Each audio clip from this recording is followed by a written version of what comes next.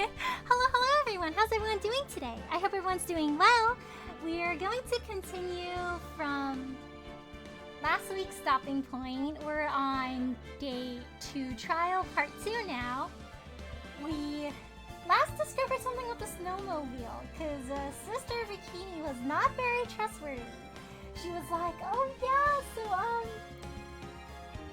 the culprit, my daughter, she definitely took the snowmobile down to the bridge and came back, and we were like, hold up, Sister Bikini, this does not make sense. Like, hey, are you trying to get your daughter in trouble? But we established that Sister Bikini does not have the best memory. So we decided to call in Larry as our witness now instead. So we will see what Larry cooks up. He's going to be an experience, I just know. Katie, how are you? Hello, Buddy Master. How are you? Thanks for stopping by today. Let me do a shout out for you. Here we go. How are you? I'm doing okay. I had like a stomach ache earlier. That was not too fun, but it feels a little bit better now. So I think we should be good.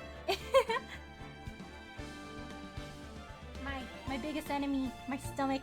it cannot do its job properly. It just likes to cause lots of problems. Good day, everyone. Hello, Jisum. How are you? Thanks for stopping by today. How are you doing? We are about to call in Larry. I'm excited, but also like scared. Like, I do not know what this guy is gonna try to cook up. So many weird things going on with this case too. Like, I 100% think Sister Bikini is sus. Like, that suspiciously placed picture of Misty Faye, her trying so hard to incriminate her daughter, like, there is something else going on here. I'm doing good. Yay, I'm glad you're doing good. I'm good. Yay, I'm glad you're doing good.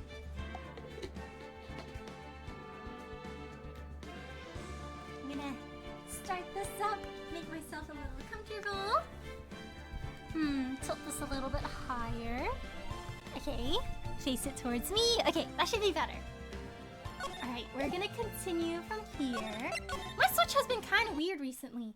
Like, after last week's stream, I kept it plugged in for like a day, and I was like, oh yeah, it must have it must have enough battery now, so it should be okay. So like, I just like unplugged it and everything to like save electricity, and I opened it up today, and then it was like dead, and I was like, but I turned my Switch off. Like, what's going on? I don't know what my Switch is doing. It's been going on adventures, I guess, during the week. February 9th, 11:15 a.m. District Court, Defendant Lobby Number 1. Excuse me, Mr. Edgeworth. I'm not really sure what to say. Iris, we only have 20 minutes. There are 2 things which I need to ask you before we reconvene. Alright, I'll help you any way I can. First, about that night, you really didn't go to the Inner Temple, correct? The last witness claims to have met and talked with you in the training hall. Either you or Sister Bikini is lying.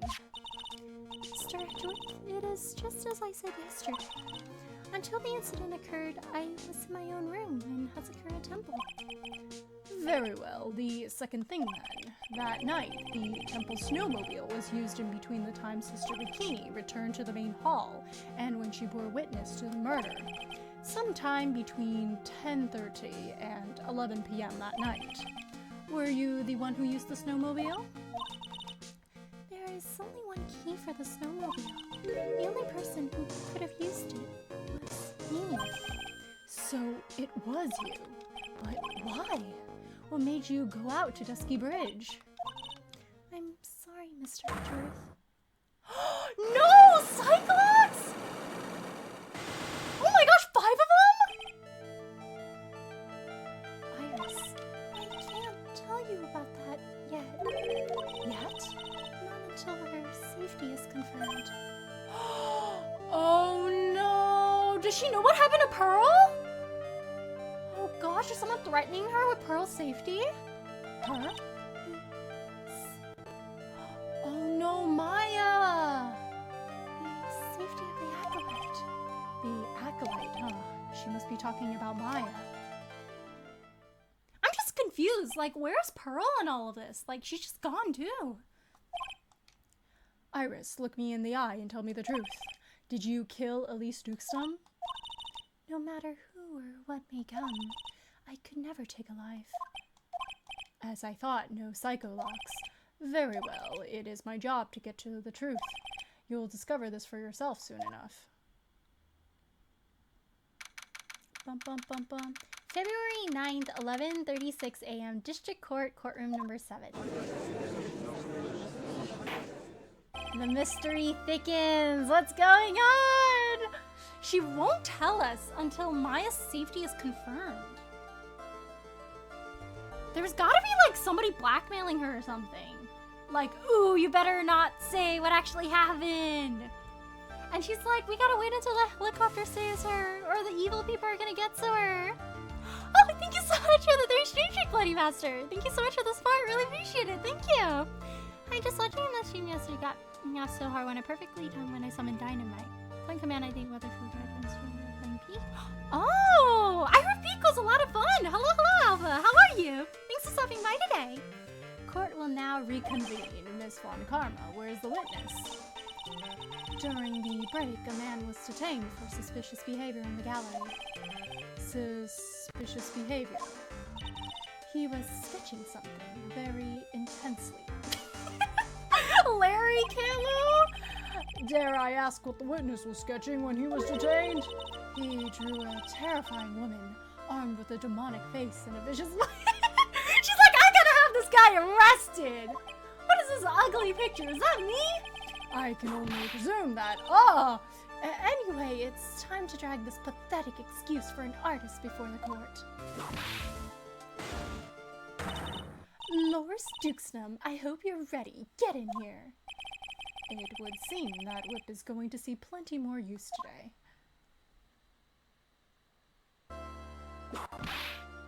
Ouch! Your sketch is in contempt of this court. Hey, I was just artistically rendering. Ouch! You tried to run away from the bailiff who was trying to hand you your subpoena, right? Look, I'm nothing but a fledgling artist training out in the mountains. I'm only down here in the city because I ran out of green paint. Well, to use the technical term for the color, viridian. Larry, this isn't an art store now, is it? I know, I graduated junior high, okay? Look, art is all about working in the fields, isn't it? Working in the fields? I presume he wanted to say field work, I hope. That's it, thanks, buddy. It's kind of sad that I was able to understand his mangled train wreck of a sentence. I just happened to stop in here and found a wonderful new model. She was like, that sketch was a compliment? So see, I've got nothing to do with this trial at all. I expect all your faces to be red when you realize this mistake. Bright red. Or, to use the technical term, crimson lake. Ouch! Ouch! Ouch! Oh, ouch! Oh! Stop your pathetic babbling and testify like a man. I can't believe your honor caught a stray. That's crazy. Refrain from whipping me, Miss Von Karma. Cross-whipping is as bad as cross-checking. Witness, that was all your fault. Testify now. This is too much for me. Larry moment. What I saw. I was at that lodge out in the mountains looking up at the stars that night. I walked to the bridge a number of times, but I didn't see a snowmobile. I didn't see anyone at the bridge that night either. The girl I was waiting for didn't show up. My teacher died on me. I'm all alone now, aren't I, Angie? Witness, please refrain from talking directly to the lawyers during your testimony. I'm just a nobody. Nobody but a small, worthless man, aren't I? And why wasn't I asked for my name and occupation or anything else? I think it's pretty obvious. Mr. Edgeworth, this man seems to have quite a severe inferiority complex. He's recently been the cause of numerous incidents. I think he's finally realized for himself just how much of a nuisance he has been to other people. Yeah, that's right. I'm behind everything. Every case. Watch out, okay? Just touching me will make you eternally unhappy. Dang, bro's going through it. Well, then let us proceed with the cross-examination with no touching, thank you. We can delve into other details at a later time. What I saw. What did you see? He said he saw no snowmobile. I was at the lodge out in the mountains looking up at stars. Why were you at the lounge, sir? Whatever is the matter, Mr. Edgeworth? This one single statement is so full of contradictions. For a moment there, I thought I was going to collapse. So, witness, any idea as to where these contradictions in your testimony lie? Depending on your answer, I may stay my whip. Okay, give me a moment. Well, it was snowing that night, so I couldn't possibly have seen the stars. That rundown shack is hardly a lodge, is it? And even if the stars could be seen, it isn't like I was there to look at them, right? This is the most stressful day of my life. See? You can do it if you try. Ouch! There was only one issue here, which you saw at Tusky Bridge. I walked to the bridge a number of times. Why'd you go to the bridge a number of times? A number of times. How many? Maybe 5 times? I went once every 20 minutes. Which means you spent almost 2 hours at Heavenly Hall that night. You bet! Real love is about waiting with your heart in your hands. Love, you say? It was this man's intention to summon the defendant to the small shack, using this blackmail letter. Blackmail? No, that was simply a product of overflowing love. Oh, you huffy puffy, loosey-goosey excuse for a whimpering, whining wuss of a witness? So, what did you say? I hope for your sake you saw a snowmobile. You huffy puffy, loosey-goosey excuse for a whimpering, whining wuss of a witness, eh? Wow, that's certainly a way to insult him. Well, you see, being called those names doesn't seem to bother him at all. I don't think he fully comprehended. Well, hello, keepers! How are you? Thanks for stopping by today. Let me do a shout out for you. There we go. How are you? I didn't see a snowmobile. Larry, you really didn't see it? Hey, no need to hit your desk. I can hear you. I didn't see it. I didn't see a snowmobile. Larry, say snowmobile for me, please. Snowmobile. If you truly have nothing to hide, then why are you stammering like you just flew over a cuckoo's nest? Shut up! What is this? I don't know. Don't ask me. It seems that I'll need to start from a more obvious contradiction. I'm going to strike the blow that will finally get him to spill the beans. I cried in Elden Ring today. Oh, is it from a really sad story or a really touching story? What area of Elden Ring are you at? I didn't see anyone at the bridge that night either. You didn't meet anyone. That's right, because I've got nothing to do with this. I'm just here to buy some Viridian paint, okay? At the courtroom? Come on, I expect to see those Crimson Lake faces now! It would appear that simply pressing him is going to be enough, Mr. Edgeworth. Indeed, it seems that he's going to claim to have nothing to do with this in the end. I don't want this guy to cost us any more time. I need to slice through his obvious contradictions and keep things moving forward. This is like the worst one. I was at that lodge out in the mountains looking up at the stars that night. Weather report time? I didn't see a snowmobile. I didn't see anything. I saw nothing. I was just vibing. Let's see. Snow with occasional lightning strikes. So you didn't see the burning bridge.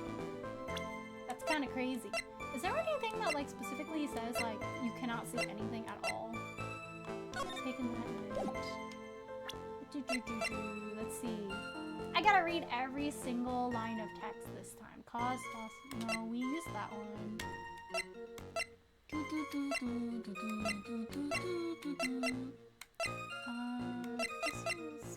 This has her fingerprints on it. Snow with occasional lightning strikes. So this shows that it was snowing, so it would have been really hard to see. He also said he didn't see anything, which is a little strange because it's like you didn't see the fire. I walked out to the bridge and then I didn't see a snowmobile. I didn't see anyone on the bridge. So he's not lying, he's just omitting the fire. I think it's the first statement that's a little weird. Oh, Millennia? Dang, I heard her story is quite sad. She's a pretty difficult boss fight too, right?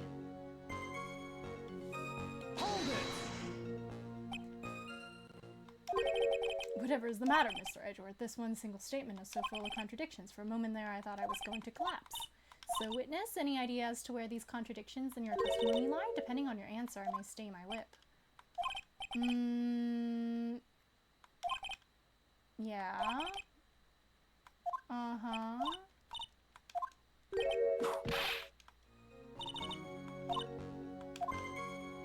I saw a dusky bridge. I walked, and I didn't see a snowmobile.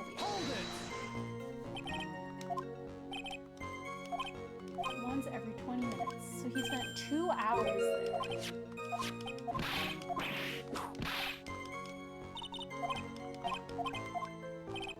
He spent 2 hours at the bridge, and he says he didn't see anything.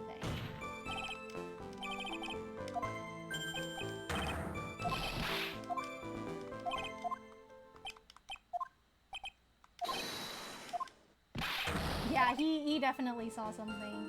I need to start from more obvious contradiction. I didn't see anyone at that bridge that night either. You didn't meet anyone? And he's just here to buy some paint. Okay. This is like not a very helpful testimony. Let me see what I can do here. So, he couldn't have seen anything because it was snowing. I wonder if it's as simple as just presenting the weather report here. Like, you couldn't have seen anything because there was snow. You know? Like, the weather is bad. That's the only thing I can think of here. Because this is taken after. The same night, but this is the tracks and that's different. This is the courtyard. I mean, from the view of the lounge, it'd be a little hard to see, like... You would have definitely seen the fire, but he didn't say anything like, I didn't see a fire, so I do think it's probably the weather data. We could say it was snow, and there was, like, lightning, and there was fire. Because this one, he said he just walked. There's nothing to really dispute there. He said he didn't see a snowmobile at the bridge, because he wasn't at the courtyard. I didn't see anyone at the bridge that night either. Yeah, I think it might be this one. This is like the most glaringly obvious one. I'm doing co-op with a friend, double HP bosses to compensate. Ooh, I hope co-op's going well for you gamers. Have fun! Evening. Hello, Cranium. How are you? Thanks for stopping by today. How are you? Hello, Sketch. How are you? Thanks for stopping by today too. Let me do a shout out for you. Mimiko, how are you? How's your trip? How's it going so far for you? Made it to the DLC. Ooh, how are you enjoying that so far? Is there a lot of new content in the DLC? I was at the lodge last night and I looked up. And I was just casually looking at the stars because that's what people do when weather is that bad. Objection! Oh lol. Hee hee hee. Okay. So it's not. It would appear that even I can make mistakes. Okay. Let me lock in. Here we go. Let me lock in. Let's see. I was at that lodge out in the mountains looking up at the stars. Let me see what we have to work with again.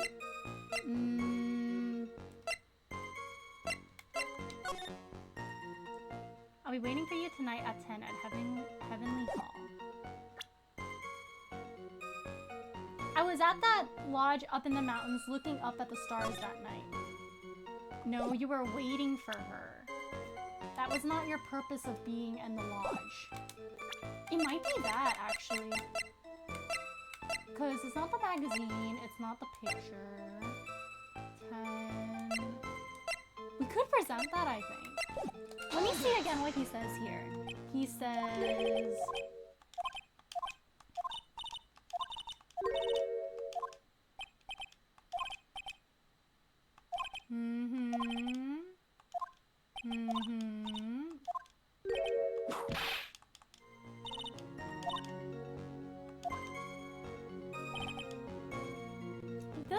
just him saying he walked there a few times and he didn't see a snowmobile. You really didn't see the snowmobile? And he's obviously lying here. Like, he's seen it, but...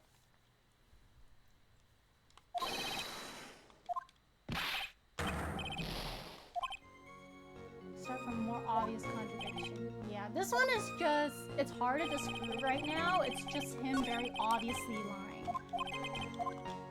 Yeah. What does he say on the last one again? I didn't see anyone out on the bridge either. He didn't meet anyone. He's saying he's just out here to buy paint.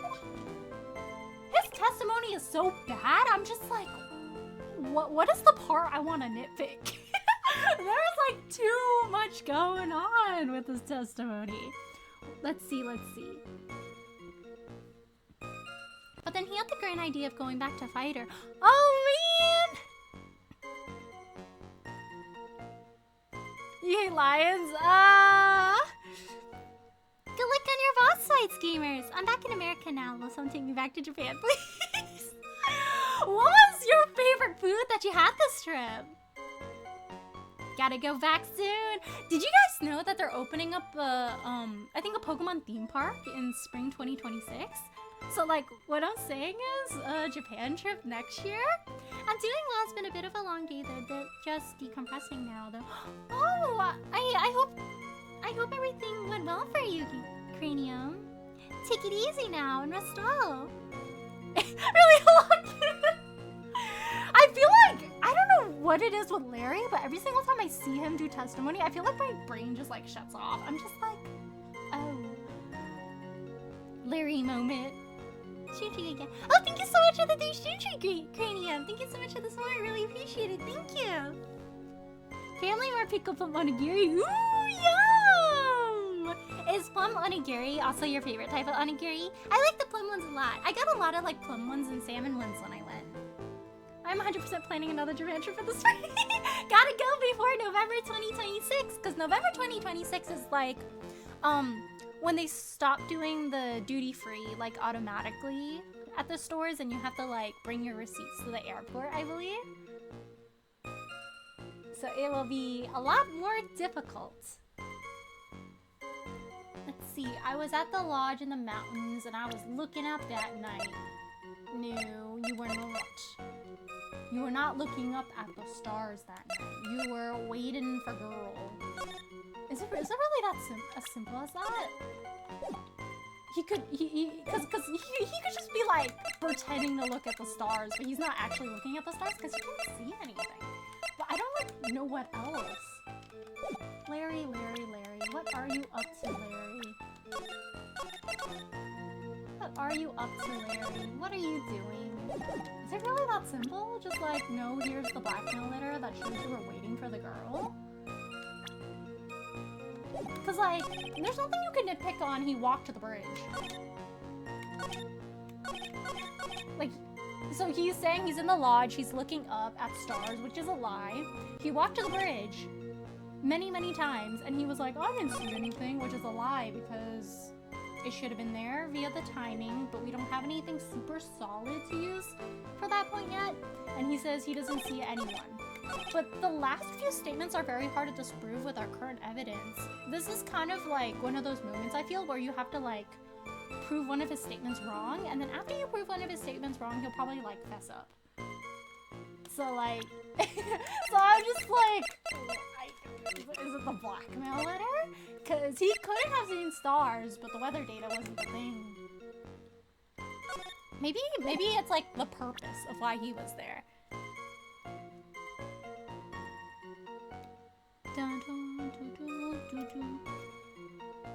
I just need one more stream to reach 35. Thank you so much for the support, Alpha! Oh yeah, I'm okay, just kind of worn out, but the stream's a nice way to pass the time. Yeah, I'm glad! Yeah, take it easy! And get plenty of sleep tonight! Sadly, I'm vegetarian, so pickled plum is the only family mart onigiri I can eat. Ooh!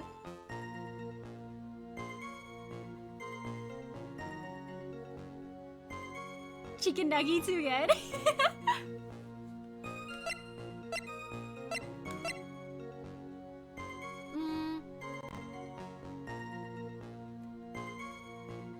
Was there like a vegetable dish they had in Japan that they don't really have over here that you really, really liked? I know like sometimes they have like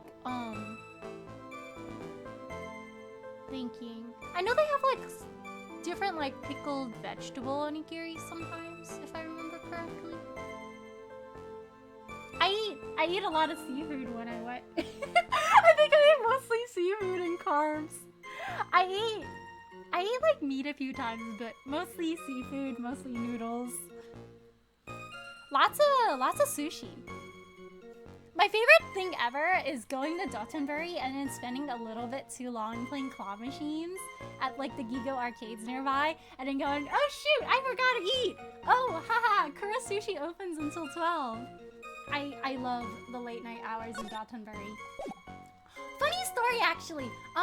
So when I went to Japan in November last year, I locked in a little too hard to play claw machines, and I didn't eat until kind of late. But then like Dotonbori is kind of an illusion sometimes, because like everything's open super late, so sometimes you forget the time if you don't like always check. So then I went to go eat at like the noodle place with the big dragon sign on top. And then I ate, and I was like, oh, this is great. This place is like still open. It's like 1 a.m. And then I walked all the way to like the train station, and I was like, okay, I'm gonna like go back now. And then it was closed because I forgot that the trains close at 12 a.m. So I walked all the way back to my hotel, and it was kind of crazy. Just like in the dark, Google Maps on my phone, like, oh, I hope I don't get lost. Mistakes were made. And yeah, some restaurants have veggie onigiri, but convenience only have pickled plum. Oh! Anji-Kigo Kura mentioned yes! Did you buy any snack that you really, really liked? Lily, have you played the Pokemon arcade game? I'm too invested. Oh, no, I haven't! What's the Pokemon arcade game about? Is that one of the ones where you can get, like, little cards? Because I know, some arcade games, they give you little collectible cards, right? I think they have, like, a Naruto one? I'm gonna close my eyes. I don't know. I don't know. Okay. Okay, let me re-examine this further. There's, like, something else going on. Larry confuses me. Alright, Larry. Like, what do I say to Larry? He's just Larrying. Yeah. Yeah, so he's saying he's lying here. What you saw at Dusky Bridge. And then he said he walked to the bridge and he didn't see its snowmobile. Hold it!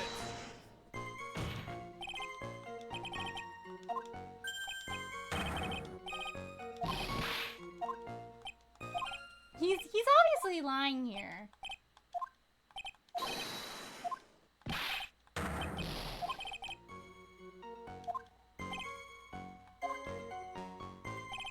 I didn't see anyone on the bridge. He saw absolutely nothing.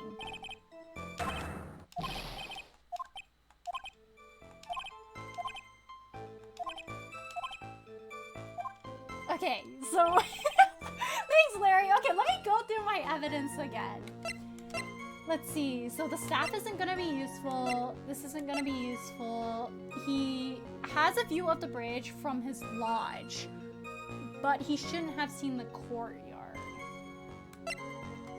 This is the note to Iris. He was not looking up at the stars, but he also proved that he wasn't looking up at the stars. So he was at Heavenly Hall, and the inner table's right there. So he definitely saw something going on.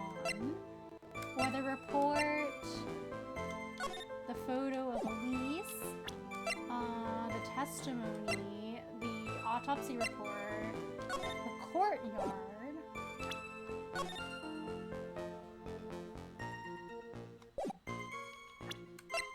And that night.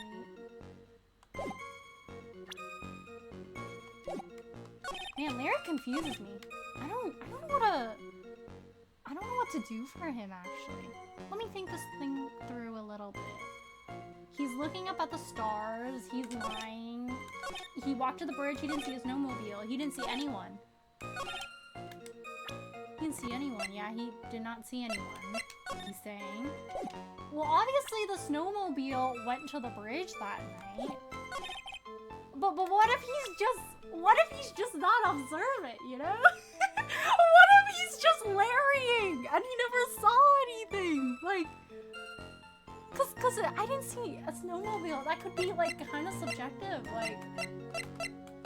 Like, oh, I don't know. Let me think. It's called Pokemon Friend App. Ooh, no, it's not like Pokken. It's the one where they give you chips whenever you catch a Pokemon. You can use it in future plays. Ooh, fun! It's like the FGO and Gundam arcade games where you collect cards, chips, and QR codes like you can use on the next play. Oh, I gotta look that up! Ooh, that sounds like a lot of fun.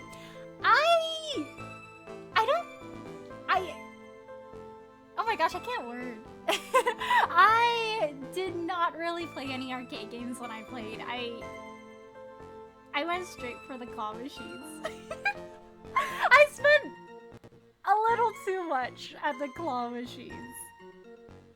Truly claw machine experience. Like, you know the little chibi gurumis? We do not speak of my failure with trying to win a chibi gurumi.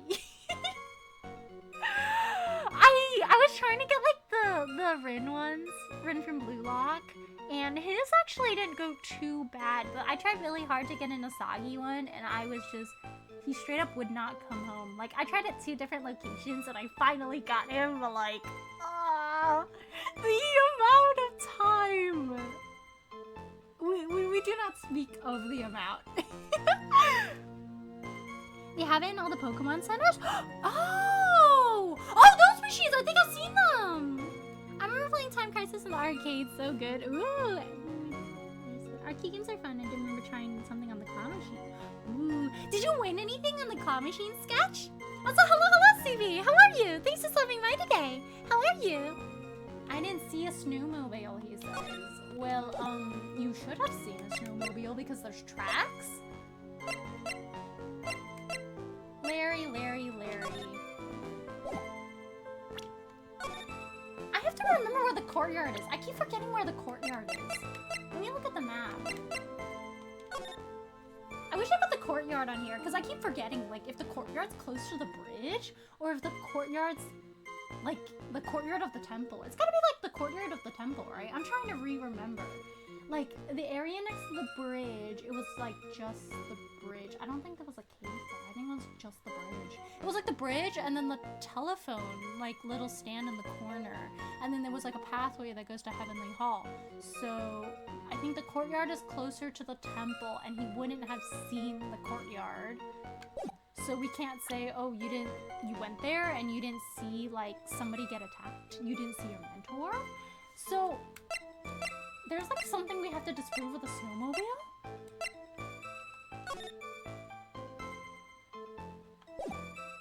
Every single time I see that, like, little, like, wooden thing in the corner, I get confused. I'm like, is that the bridge? No, because this one, right? Like, this picture, it says from main gate to Dusky Bridge. So obviously the snowmobile went there, but, like, maybe I'm just thinking too much about, like, Larry being oblivious. Because, like, what if he genuinely just, like, you know? Can you prove that he... I mean, we have the picture that shows that if he did go to the bridge, like, a few times, he definitely should have seen it. But, like, I don't know. Huh. I didn't see anyone at the bridge that night either. Well, you should have seen someone at the bridge. There were lots of people at the bridge. Because Iris didn't go to the bridge, but maybe... Okay, maybe he didn't see, like, Sister Bikini because they weren't there at the same time. Because Sister Bikini was on that bridge at some point, but then maybe that was when Larry was back at the lodge, he calls it. Who else went on the bridge? Maya went on the bridge. Yeah, it was just Maya and Sister Bikini. I'm trying to remember. Claw machines are rigged. No, yeah, they are! these things, and then they just drop it immediately, and I'm like, huh? I'm really bad at the box ones though, so I like only try to play the ones with little plushies inside. I mostly just play rhythm games like Taiko and Junathan. Ooh, what's Junathan about? I'm alright, just finished up Sonic 06 fandom, so the group of friends earlier today, and have been playing a lot of Dr. Robotnik's Rim Racers as of late, but I gotta hit the haze soon. Oh, I can see me! Ooh, that sounds like a lot of fun! Did you win a lot of races? I'm glad you're doing alright. Let's see what we have to work with here. Okay, this is like the map. Okay, I'm gonna go over his thing again. There's something I'm like missing. I don't know what to just put him on. So he spent 2 hours. 2 hours is kind of crazy. 2 hours. So he's saying he was at the lodge. Let me see if he mentions the time he was at the lodge.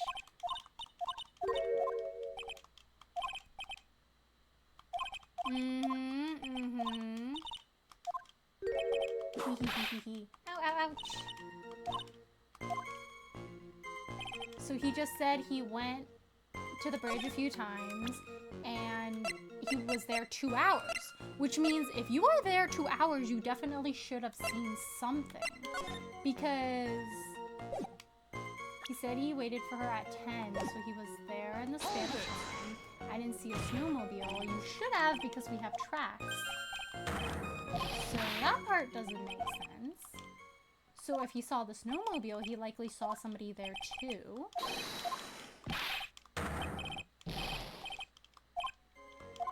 Start from a more obvious contradiction.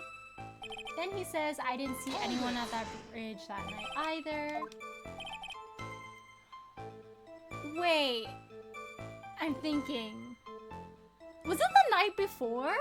Or on that very night? We bumped into him at the bridge at some time. Was it the day before? It might have been before 10 though. Because Phoenix was not out at that time. But we did see Larry at the bridge, if I recall correctly.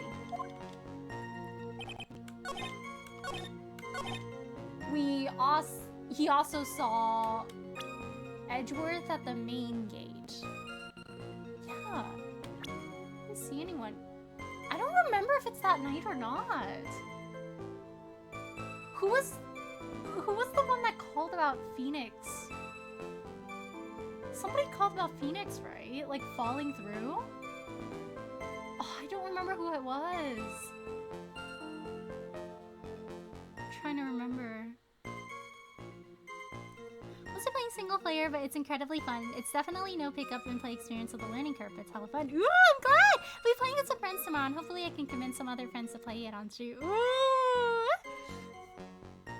Do you get to choose, like, the vehicle you use, kind of like Mario Kart? Or is it, like, based on the character? You know, it's kind of like those piano tile games, except also vertical. Ooh, they have them in round 1 in SoCal, luckily. Ooh. Recently, I tried playing, this rhythm game where it's like, it's not like the taiko drums, but it's like a drum game. But it's, like, circular. And then there's like these buttons on the side of the wheel thing. And then like some of the beats are like on those outside buttons and then some of them are on the inside. I forgot what it's called, but I played that one and that one was fun. I watched a friend play like the washing machine looking rhythm game, but that one looked kind of difficult.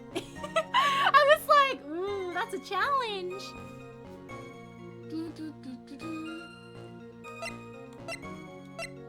Do you guys remember if he saw someone at the bridge? I feel like he definitely saw somebody at the bridge. But I don't remember the timeline. My mentor, Manfred von Karma's daughter. Born, raised in Germany, prosecutor at 13. I don't remember how we became friends, though. Question mark, question mark, question mark. Godo, question mark. Apparently with the victim at the time of crime, currently missing, now trapped there. Cause I know he met Phoenix there, but was it on that night? Was it? pretty cool, but they're good selection of characters from Sega history, including Aegis from Persona, but I usually play with modded characters. Oh, she's the blonde one from Persona 3, right? Oh, Music Diver, the drum game. Oh, is it? I don't remember what it's called. Let me look it up, actually. Music Diver, huh? It might be. I hadn't played, like, a rhythm game at an arcade before that time. But it had, like, a pretty good selection of songs.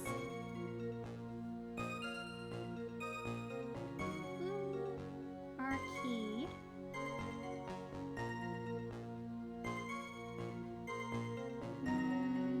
Yeah, I think it was this one, yeah! The Robot Gal, yes? Ooh. Okay, I don't really recall, but I do remember that he met Phoenix Wright. And I think it's this, like, for this statement, he already admitted that he didn't do, like, any of these things, and we talked about the blackmail message. So maybe it's, because this one can't really disprove at the time, but if we can establish that he visited the bridge, then by correlation, he should have seen the snowmobile. So I wonder if at this point we really just present Phoenix and be like, yeah, you saw him. Was he the one that called? I don't remember. Like, he fell in and... No, I think that is what happened, right? Like, he called up Edgeworth panicking, and he was like, oh, Phoenix fell in. Okay, yeah, okay. Yay, okay. Larry Butts, I can understand why you might want to throw your old life away. You're pretty pathetic, and you cause all sorts of trouble. I'm sorry, but having realized just how much of a nuisance you have been, that could be considered a step in the right direction. Edgy, are you trying to console me? He's like, hey, the first step to becoming a better person is realizing your mistakes. It certainly doesn't sound that way to me. He's trying his best. Like, it's hard for Edgeworth. However, I cannot forgive you for simply turning away from the incidents you create. What? You're totally pinning this on me. Now then, let us talk about the night of the murder. Sister Bikini, after seeing the murder took place, asked Phoenix Wright to report it. Thus, he headed for the public phone by the bridge. Oh, right, and then the bridge was burning, right? And then he was like, oh, shoot, I gotta save Maya. There, he happened across a certain nefarious individual. You, Larry Butts. That's right, me in the flesh. Listen carefully, witness. It doesn't matter if you change your name. So long as you remain pretty pathetic, you will continue to cause these incidents. That reality will not change. But what do you want me to do then? Larry, what you need to change is your inner self. But for now, what you saw that night, testifying truthfully about this one issue, is all I need from you. He's like, you know what? Fair enough, sure. Edgy, I think I've finally woken up. Well, I could still be sleeping. But anyway, I'll do it. Well, I'm not sure this will go especially well. I'll ask again then, witness. What did you see on the night of the murder? Okay, now we're cooking. Now he's gonna tell us the truth. He will say that he saw the snowmobile, right? Who did you see there? Yes, there's a mod that allows you to play as Toaster. Woo! Have you played using that mod before? I went to the shack at around 9, so it would have been around 10:30. I was lying under my bedding when a white flash almost blinded me. I looked out the window and Dusky Bridge was on fire. There was still some thunder, but I went right away to check it out. That's when I ran into Nick. You certainly saw quite a lot, didn't you? So, what happened to the bridge after it caught on fire? It was like me after a 3-day stint chasing a girl. It totally burnt out! Like, almost totally gone! I mean, trying to cross the burning remains was what caused Nick to fall. What did you say? Oh, don't worry. It's nothing life-threatening. He just caught a cold. You know, Phoenix Wright things. I never know with that man if he should be called lucky or unlucky. Now, Mr. Edgeworth, please commence your cross-examination.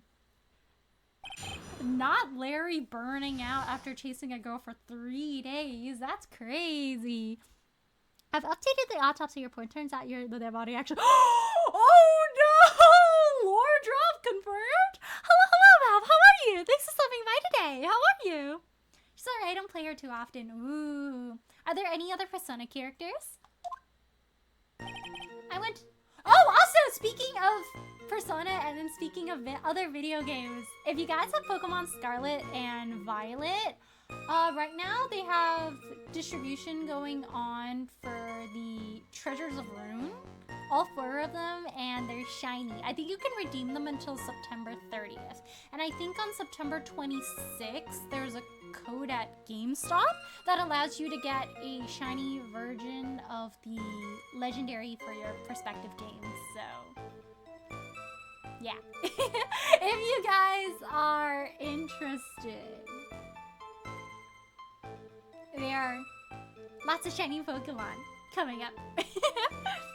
I have yet to claim mine. I need to remember. I'm like kind of bad with claiming things.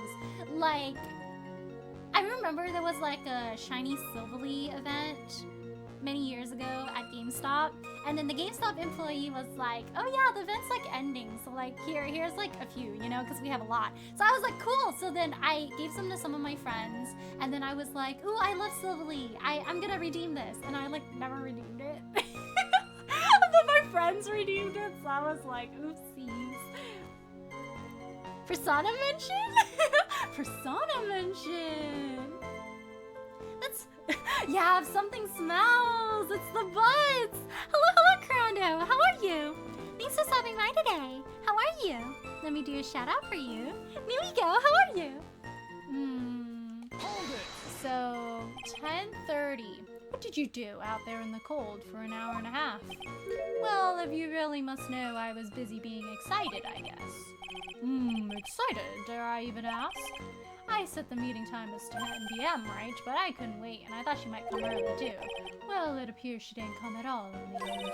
Because they never arranged to meet in the first place, did they? Shut up! Don't go picking my fond memories apart! Anyway, I was getting a little worried. I thought maybe Iris had lost her way. So for 20 minutes or so, I went out to the bridge, but I didn't see anything particularly suspicious. I didn't have anything else to do, so I went back to the shack to wait for her. I was lying under my bedding when a white flash went on finding me. And the light was, of course, lightning, like kerpow! Like a slap from Naomi, honestly. A big bada boom! So, it could have been lightning that struck the bridge, not like necessarily somebody purposely set damage to the bridge, or a little like that. Whoa, it's more like a punch from Miranda! Witness, did you actually see the lightning hit the bridge? Well, I was a bit startled by the flash of light, so I looked out the window and the dusty bridge was on fire. Seeing that, what did you do? What do you think? I was burning up as well from the fire in my heart. And that's why you went to take a look at the bridge?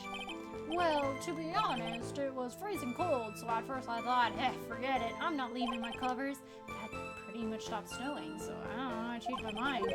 I'm not sure I care for the forget it attitude you had at first, Witness. Hold it! Still some thunder.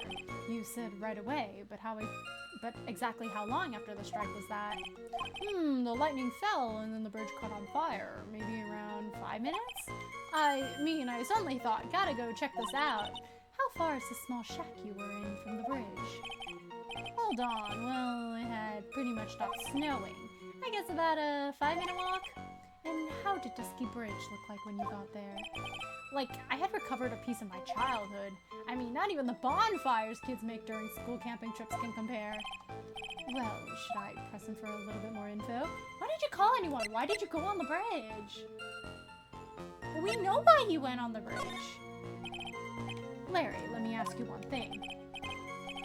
What is it, Edgy? What's with the serious face? If the bridge was on fire, why didn't you call anyone? Huh? What do you mean? Normally, when faced with a towering inferno, one would try and tell someone. There is a public phone right by Dusky Bridge, correct? Well, of course I thought of doing that. So why didn't you? So then let's hear why you did.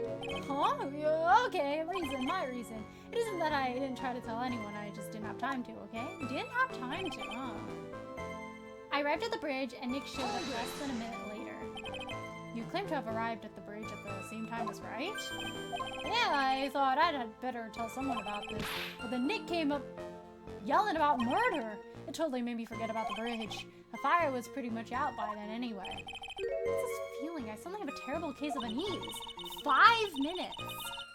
So in the span of 5 minutes after the bridge started burning, he went up and then the bridge was already done burning. Wow, that's fast. It was after contacting the police that Phoenix Wright fell from the bridge, correct? Yeah, that's pretty much it, more or less. You told me about the burning bridge yesterday, but there's still something that doesn't quite fit. It looks like, despite his change of heart, Larry still isn't telling us the whole truth. Come on, Larry! Hi, Early. I just had my lunch. How are you? Ooh! What did you have for lunch? I'm doing good! Well, there's you, Narukami, Yusuke Hanamura, Chie Satonaka, and Kanji Tatsumi from Persona 4 mods. Pretty sure that there are some 5, but I haven't downloaded them yet. Ooh! So he went to the shack, so it would have been around 10:30 when he went. Hold it!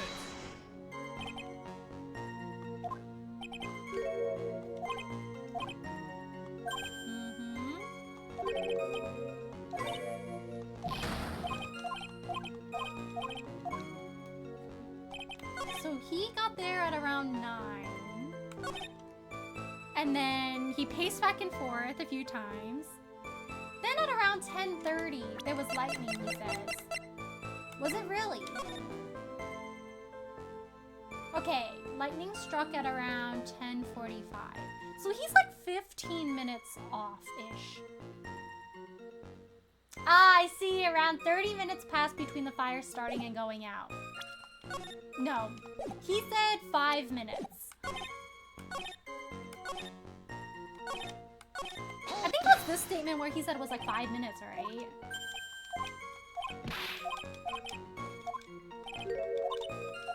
Or was it the statement before? But it's, yeah, that part doesn't fit. 5 minutes. Could not have been 5 minutes.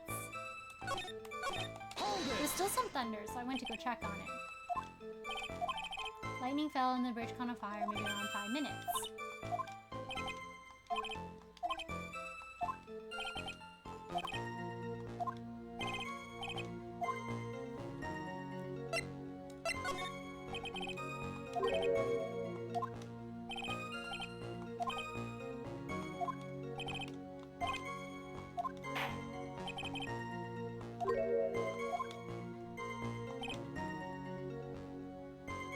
I thought I'd never get another chance to see something so big burning.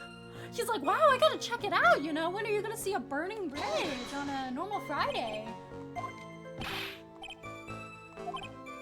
It's not something you see every day, a real spectacle? Like, really special? I mean, I guess one could say that. Can we really trust a witness who is unable to pronounce spectacle? Life seems to love hitting this poor witness below the belt. Well, my motto is to hit life back as hard as I can. Agara! I'll give you a few hits too, if you like, with my whip. He told me about the burning bridge yesterday. Okay, let me see what the statement looks like if I say not at this time. If I say not at this time, it might keep what I currently have. Or will it reset it to the first statement?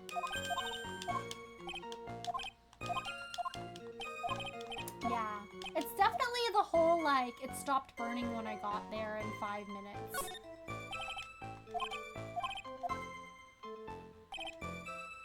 Okay, no, it keeps the statement. Yeah. He said it was like a minute and then Nick got there, and that's pretty significant. Yeah, why didn't you call anyone? It was just 5 minutes.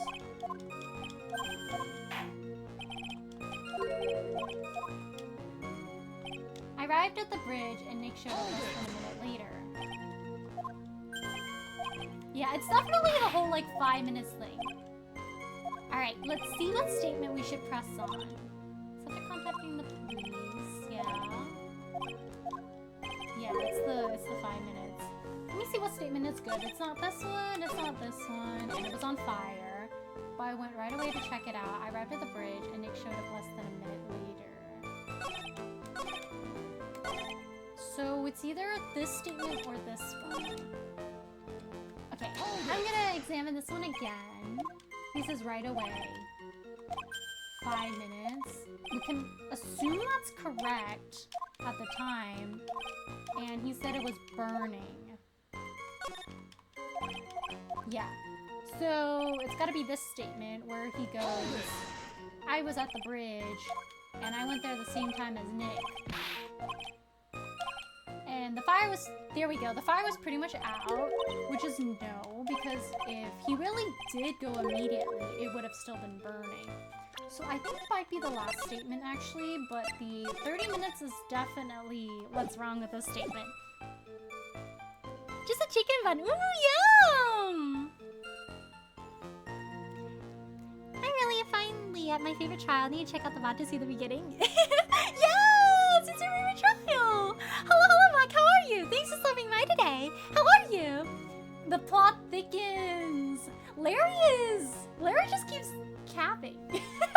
We're just like, Larry, no. Let's see.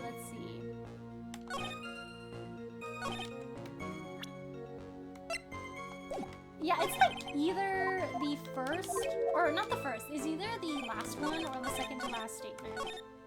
I'm like a little bit more stressed about this one because you had to specifically answer a certain way to get this text to generate. Because I guess both of them could kind of work because I went right away to check it out. Could insinuate, but this is the statement where he says it pretty much went out. I guess it's like the combination of both that make us really suspicious of him. Maybe this is one where you could present on both, but I feel like maybe I should present on this one. It's the weather report. Yeah, about 30 minutes passed between the fire starting and going out. So yeah, Nick shouldn't have shown up less than a minute later. Tired, but all in all pretty good. Yay, I'm glad you're doing pretty good. Rest well. His hat is almost as cap as his words. No, for real, because I'm just like, you were gazing at stars, Larry? Like, sure. Why not? 100%. Objection! Your very existence being a contradiction. I'm not sure if you can grasp this or not. What the hey, Edgy? You make me sound like some sort of alien. But your testimony is conclusively contradictory. The problem here is time. I've never been the best timekeeper, you know. 3 minutes after Billy leaves on foot, you follow him on your bicycle. How long does it take for you to catch up with him? Terrible at those. Homies hate math problems. This is much more simple. You saw the lightning strike Dusky Bridge and immediately went to go see what had happened. Is this correct? Yeah, well, I wasted about 5 minutes first, but more or less. Oh, also, hello, Lazy. How are you? Thanks for stopping by today. How are you? Yeah, well, I wasted about 5 minutes first, but more or less. That still doesn't check out, Larry, my guy. I have the weather data from the night of the murder here. According to this, the lightning fell at 10:45 p.m. You say it takes less than 5 minutes from the shack to Dusky Bridge. You probably got there at around 11. That all sounds about right, I guess. And then Nick showed up and did his falling act. That is impossible. What do you mean? 11 p.m. is when the murder occurred in Hazakura Temple. Thus, Wright was still there in the courtyard. There was no way that Larry could have encountered him at Dusky Bridge at that time.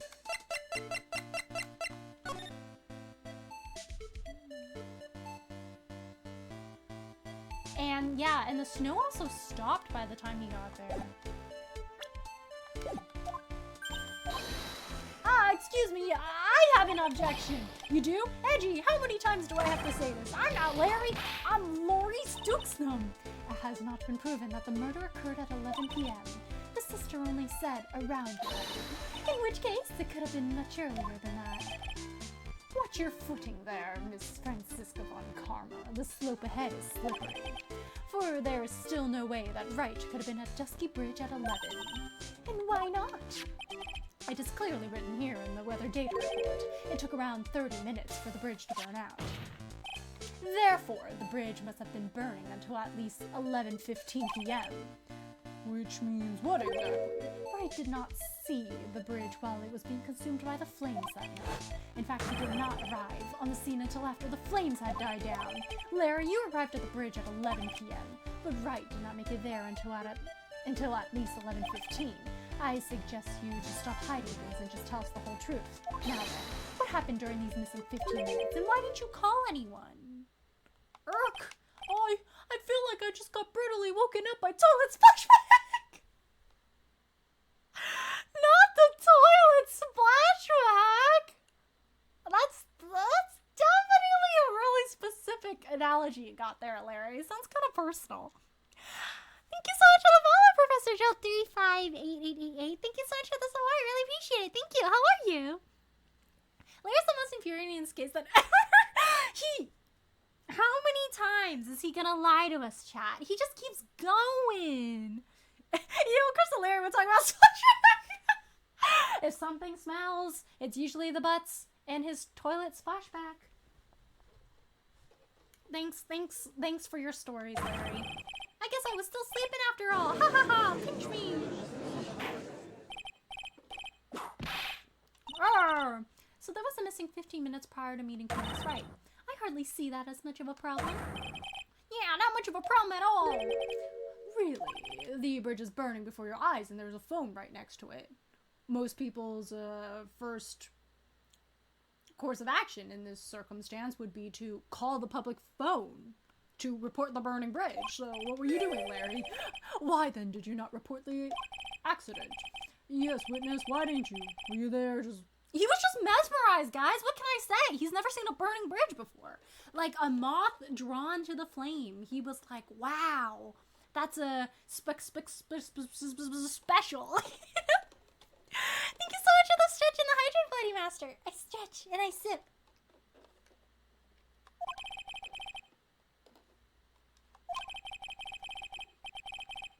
For even after the bridge had burnt out, he was still there. Staring into space, this witness didn't even attempt to fulfill his civic duty. You know, Larry, you could pull like a fast one right now and just be like, I am an artist at heart. I took out my sketchbook instead of calling to fulfill my civic duty. I had to sketch this moment out, you know, for, what's her name again? Elise? For Elise Stuxnum's new hit, New York Times bestseller, The Burning Bridge. That's what it sounds like. Ah, but this is Larry we were talking about, and even he is incapable of being so stupid. Thanks for giving him a little bit of faith, Edgeworth. I don't know if that faith is warranted, but like, you know, good on you for believing in your friend. I hate to admit it, but if it happened to me, I would probably also stare in awe. Honestly, though, yeah, like, if you saw something burning, sometimes, like, you would be so shocked that you couldn't move, you know? Your body would freeze up because you'd just be like, oh, shoot. It's Larry. Of course, his testimony is full of holes. Dude, it's just a deer in the headlights. Anyway, I'm gonna hit the head. Oh, good night, CBT Carissa. Sleep well. Good night. And thank you so much for stopping by today. Take care. Sleep well. Good night. Oh my gosh. I mean, like, I was there like, wow. So beautiful. So mesmerizing. Wow. One thing about the name Duke Summon is pronounced Downham. Oh, is it? Downham. Okay. Thank you. I will keep that in mind. Downham. What? Which means there has to be a reason for his inaction. Edgy, I think it's about time I got serious.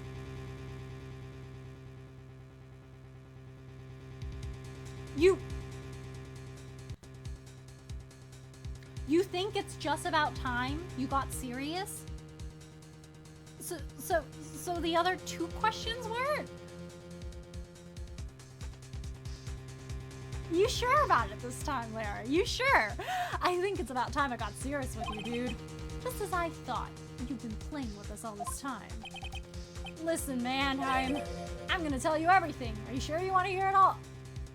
I would appreciate it, yes. Yes. He's like, are you really sure? Really? Promise? Then say it.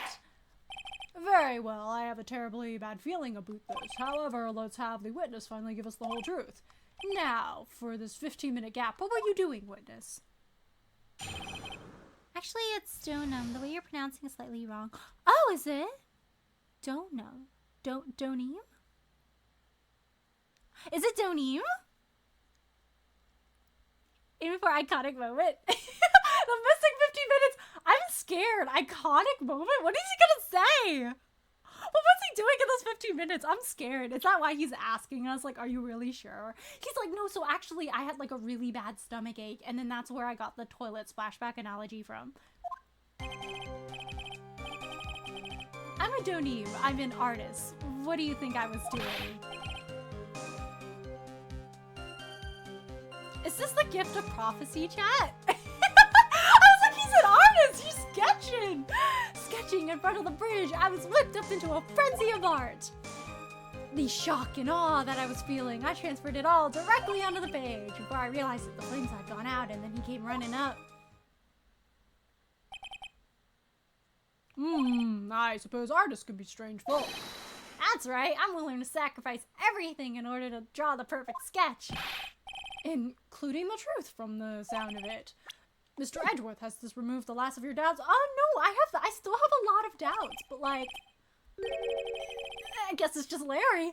not at all, Your Honor. One very large doubt still remains. What would that be? This is a surprisingly believable story, especially Considering the source. Ow. So, why did he think he needed to hide it from us until now? Yeah, I mean, it's very, like, in character for an artist to, like, get really consumed by sketching something. So why did he hide it, you know?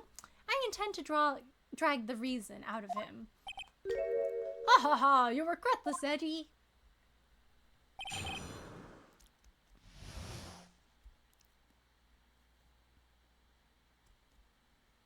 Just really like a specific moment coming up, especially considering what you said. What I said? Oh no! Larry, what are you doing? Larry! This one is hard to figure out for many. English is my first language, but it's also still tricky. Don't worry about it. Thank you for letting me know the correct pronunciation, Lazy and Cobra. I'm a doneem, I'm an artist. What do you think I was... You know, pronouncing it right actually does make the name sound so much, like, more sophisticated. No wonder he doesn't want to be known as Larry Butts anymore. Being Larice Dunham is, like, big fancy.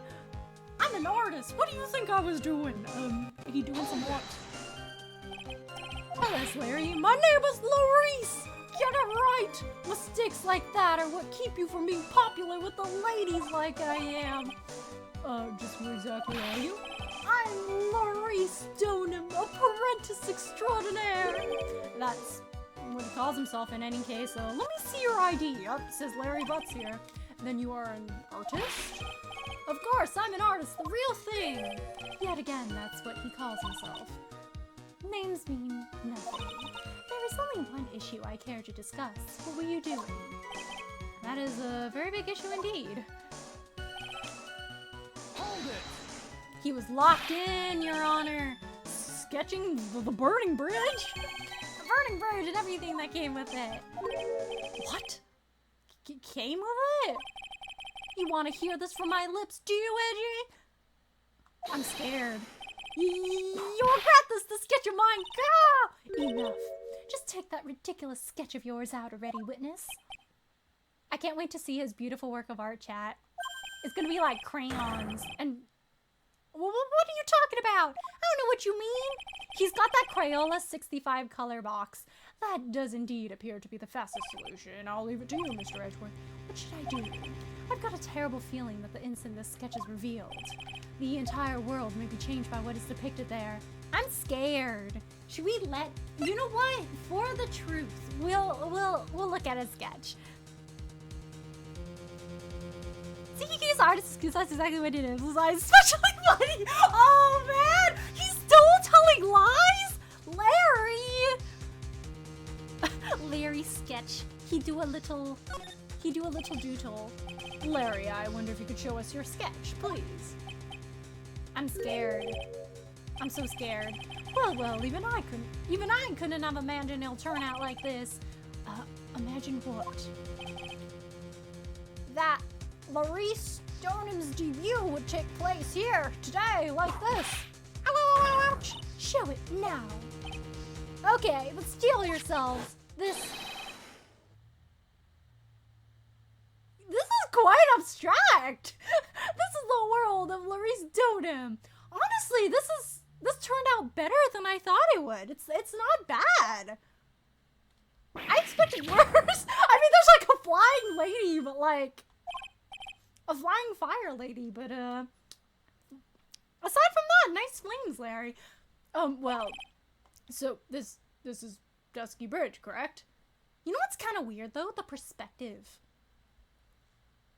So he didn't actually walk all the way to where the phone was. Like, he just kind of stopped on the side of the little house thing, and then he just sketched here.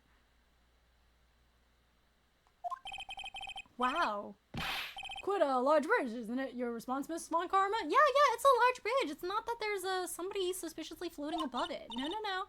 Yes, well, it's a better drawing than I expected, right? Like, it's actually not bad. Isn't it? I struggled to reproduce those flames. I really did. We gotta frame it up, guys. Put it in the courtroom. Larry Butts, circ 9/20/2025. Yes, I'm sure you did. He's so proud of his creation, guys.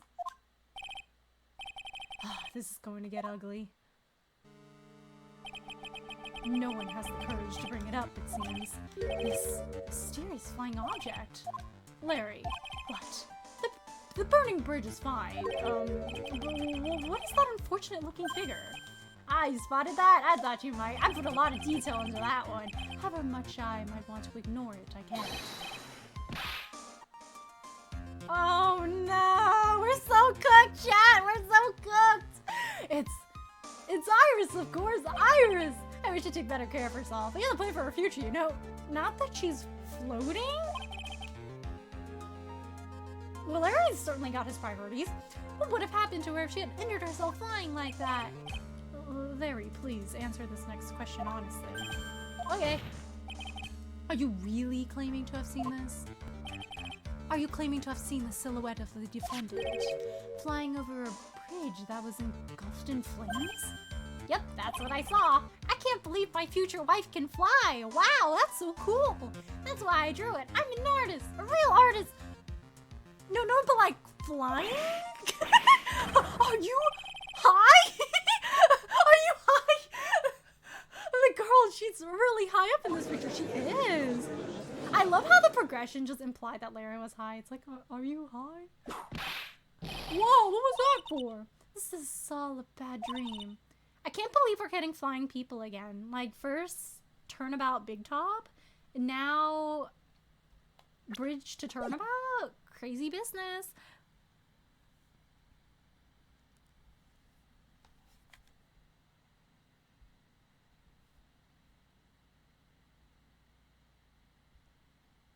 Wow, I am still not really awake. This all feels like a fever dream. I'm just like, what?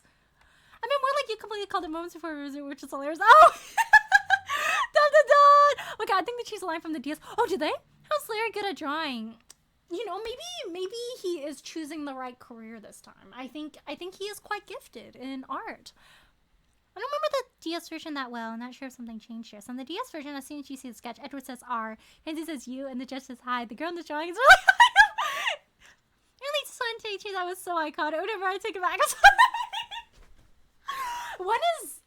When is Larry not high? Like, he's going. That's all I can say. He's just going. Mine is just rambling. Oh, I don't know. I like reading the rambles. I was hitting you on the cheek to test that theory. Please whip your own cheek from now on if you wish to test your wild theories. That's how I look like right now. I look like the judge with his eyes just like really wide open. I'm just like, what is going on?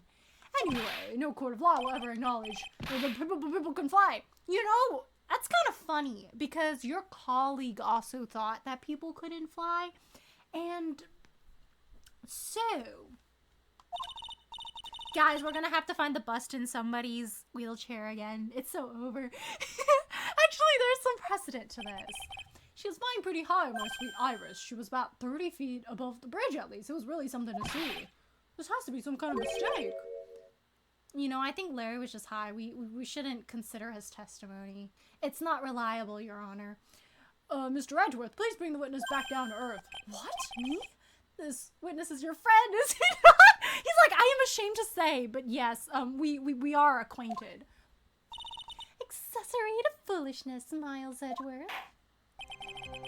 Let's just get back to the cross-examination by force if necessary. Mr. Edgeworth, I expect you to expose the obvious contradiction here. Yes, Your Honor. Looks like I've got another reason to remember this moron. Well, what did you think of my debut piece? I love the colors. Get that thing away from me. Horrible.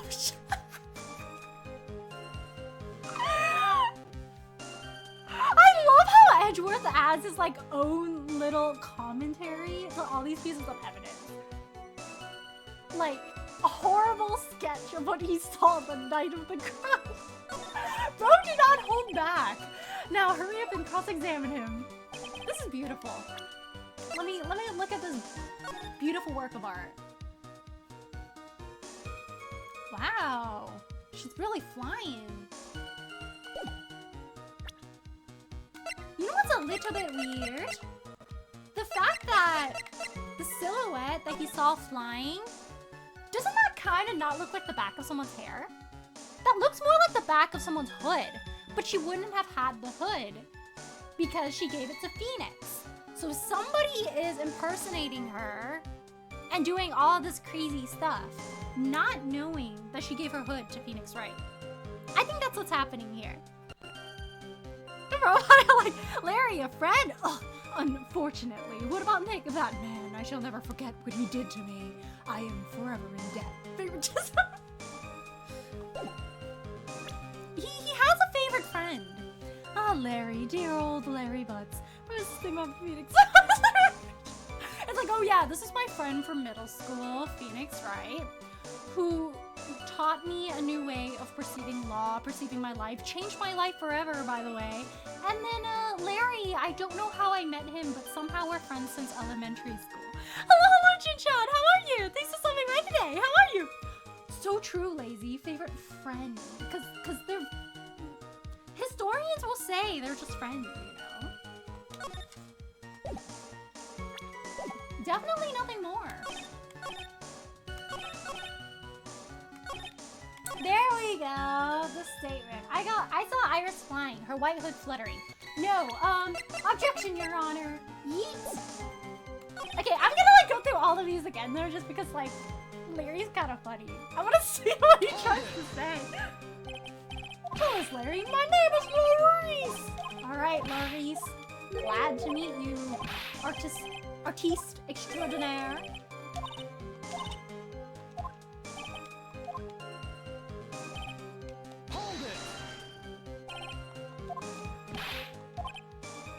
My girlfriend was flying through the sky! I gotta capture this moment! That's crazy! Almost 30 feet above the ridge! I felt like I might start flying myself. If only you'd be so kind as to fly out of all our lives. Oh! Oh! Anyway, I completely lost myself when I was trying this scene. Thanks, Edgeworth. Oh, Edgeworth. Historians, you're like a little player playing on phones, just the point of scheming. No, I'm not. Oh no, which game is stressful for you, Jin-chan? I hope it goes okay for you.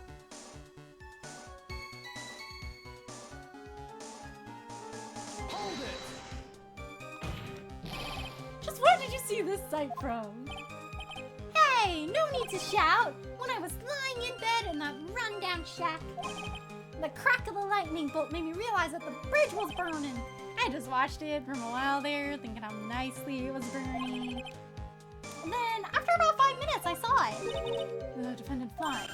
That's right, that's when I decided to go to the bridge. I had to tell my girlfriend that was super cool, you know, to fly 30 feet above the bridge.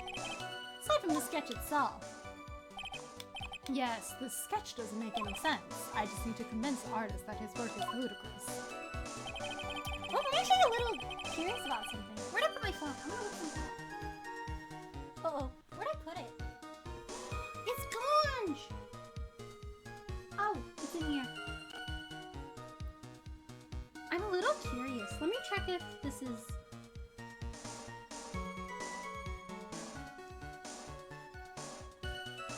Because you know like the hold it sign, right? Let me Yeah. Is it?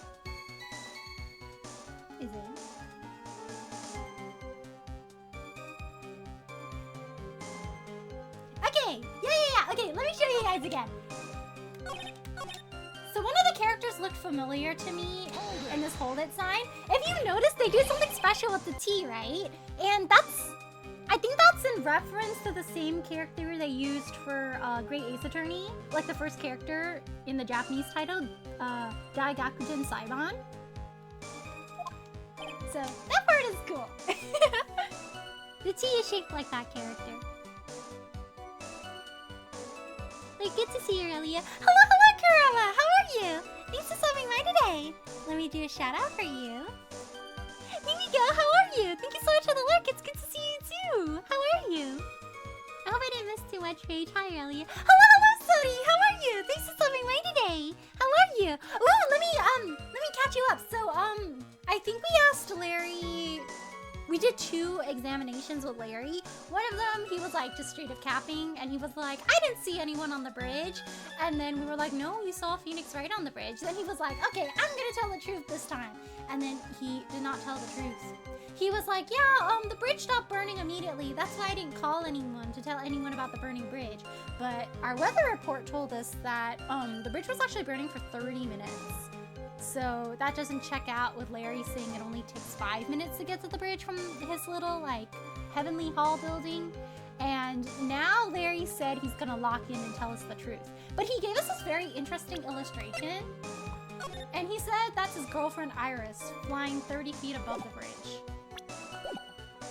And we're thinking that we're gonna present that picture on his statement. Or maybe not the picture, but rather like the hood, because we're gonna present the hood on that one statement because he said he saw Iris's white hood like flowing in the wind. But we know from this piece of evidence that Iris didn't have her hood that night anymore because she gave it to Phoenix. So I think that's the suspicious part right now. I see, so we're wearing Larry instead. Okay. No!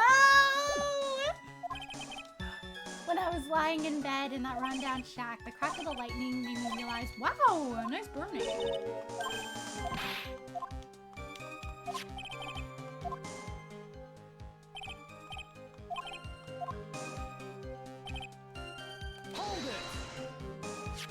You transferred everything directly onto the page. Is that what the sketch is here? Yep. Sensational, isn't it? Or should that be scandalous? To put my mind at ease anyway, it did. That's right, the reason she didn't come to me even though I waited for her was because she was trapped on the other side of the bridge. Could it be that Iris undertook that dangerous, desperate flight in order to reach me? That's gotta be it! Alright, go me! Nice! Whoa! Continue, please! Yeah, it's gotta be that one statement. You forgot the passage of time to that extent, did you? Well, once I get caught up in something, I tend to forget everything else. That's true, he's always been that way. I guess he's not lying about that, at least. Phoenix Wright appeared on the scene after 11:15. If he was strong until then, that dispels all doubts. Aside from doubts of his humanity, eh? There's a big clue waiting for me in this cross-examination. His testimony does nothing less than mock the court. But I am sure that there is a vital kernel of truth hidden in it somewhere.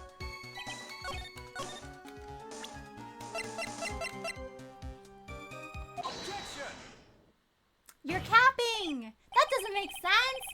Larry, what did you really see that night? Not that I particularly care. He's looking at the world through, like, rose-tinted lenses, you know? He thought it was his girlfriend because he just loves her so much. Bro is obsessed. What kind of sheep learns karaoke lamb chop? Whoa! Very powerful sheep! Thank you for sharing the joke with me, Jin-chan! Not that I particularly care. In your position, I drew exactly what I saw. I'll give you a whole... Wow, guys! He's offering us a whole $1! Gotta take him up on his offer. He's telling us the truth. We know Larry only has $1 in his bank account, so this is quite the gamble he's making here. If that is truly the case, then there is one thing that we can say for certain. What might that be? That the person who flew over the bridge was not Iris. Could not have been the defendant, Iris. What? What do you mean? I don't understand. A foolhardy foolhardy folly of a foolish statement by an equally foolishly foolhardy fool. How exactly can you make this claim? Tell us, Larry, according to this picture, the individual whom you say you saw was wearing a hood, correct? Of course she was. That rundown shack is quite away from the bridge. The hood is what told me that this floating angel was my Iris. The hood is my darling Iris, and Iris is my darling hood. Ah! It seems there are bigger fools in this world than the one at the defense's bench. Larry, there's something you need to be made aware of. On the night of the murder, Iris wasn't wearing a hood. She had given it to Wright as a gift. Are you going to change your story now? Perhaps suggest it was Wright who took flight? Wow, he's talented. Didn't know Phoenix Wright could fly too. That's why they call him Phoenix Wright Ace Attorney, you know? He's also like an ace pilot. Look, you can see the anchor take me, please. Larry's going. I don't know what to say. He's just Larry. He's just uncomfortable. And I'm also kick Larry said for being buffoon for the sake of the child worship. You know, it's for the character development. He means well. He's trying to turn him into a better person. What are you talking about? I think you understand what I mean just fine. Why? Why did Nick have Iris's hood? I'm so sorry to break it to you, man. You gotta be aware that, yeah, that's not your girlfriend. What? Edgy, what's going on with Iris and Nick? More than what's going on between you and her. Why, you Nick, you dog! Bro's crashing out. I do believe that this unbelievably mysterious sketch is destined to disappear, discredited, and discarded. Straight into the garbage.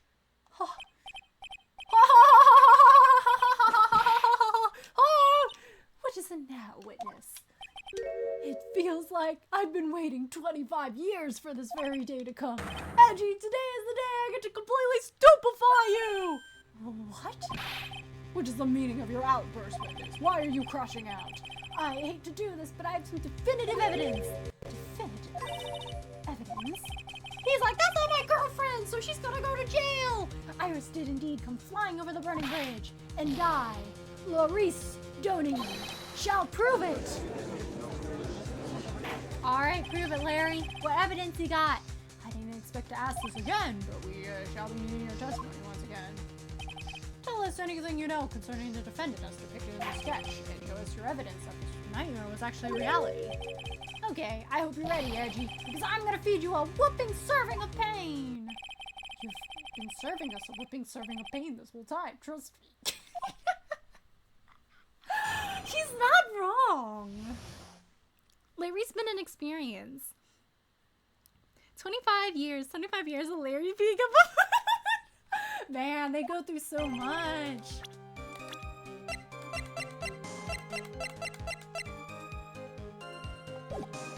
I love how Edward just goes like, yeah, that's my friend, but I totally don't remember how we became friends.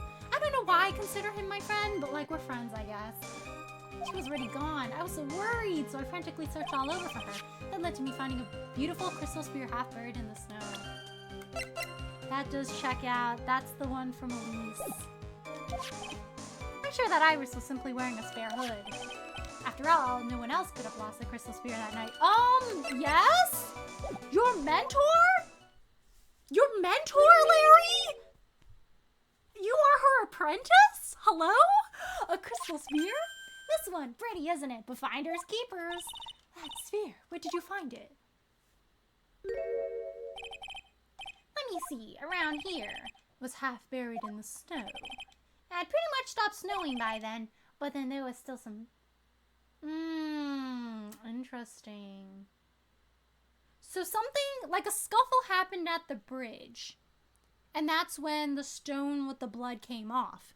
But then mysteriously, Elise's body was found in the courtyard next to like the main temple area. So I guess maybe she got stabbed near the bridge then? I wonder how the falling happened. She like fell. It was like the whole falling thing and then the bruising. After death. Okay, after death, let's see. she got stabbed at the bridge, but if she got stabbed at the bridge where the blood was, then there's no... But it was snowing at that time. Maybe the snow covered the tracks until she got back to the courtyard? I still wonder how she fell, though. Weird things happening in this case. There was still some falling as I walked to the bridge. Yeah, covered up the tracks. The court accepts this crystal sphere. It's mine, okay? I want it back afterwards. There's something on it. Oh my, it's blood. What blood? Whose blood is it? We gotta investigate further. Found half covered in snow, has blood on it. You ready, Edgy? By tomorrow morning, you'll be calling me Master Larry. No, I think we're good. Yeah, I like the sound of that. No one's gonna push me around here anymore. I think it will be the opposite, Larry. Didn't you want to be called Larice Donium only a few minutes ago? Actually, Larry, Iris can't fly. She doesn't have wings. she flies by using her temple fit. Like, there's just something built in there. If you flap your sleeves, like, really, really quickly, you could just fly. Like, it's the secret of the temple. Nobody knows about it because they only use it, like, for last resort situations. Their friendship dates back to the first game of Ace Attorney. Something Elisa cashed out about someone who freed Nick as a kid. And then they found out afterwards, like, after Phoenix had this whole moment where he was really sad because everybody accused him, that Larry was the one who stole the lunch money, and then they found out during the end of the DL6 case. It was so funny. Larry showing up with this $20, and it's like, Larry?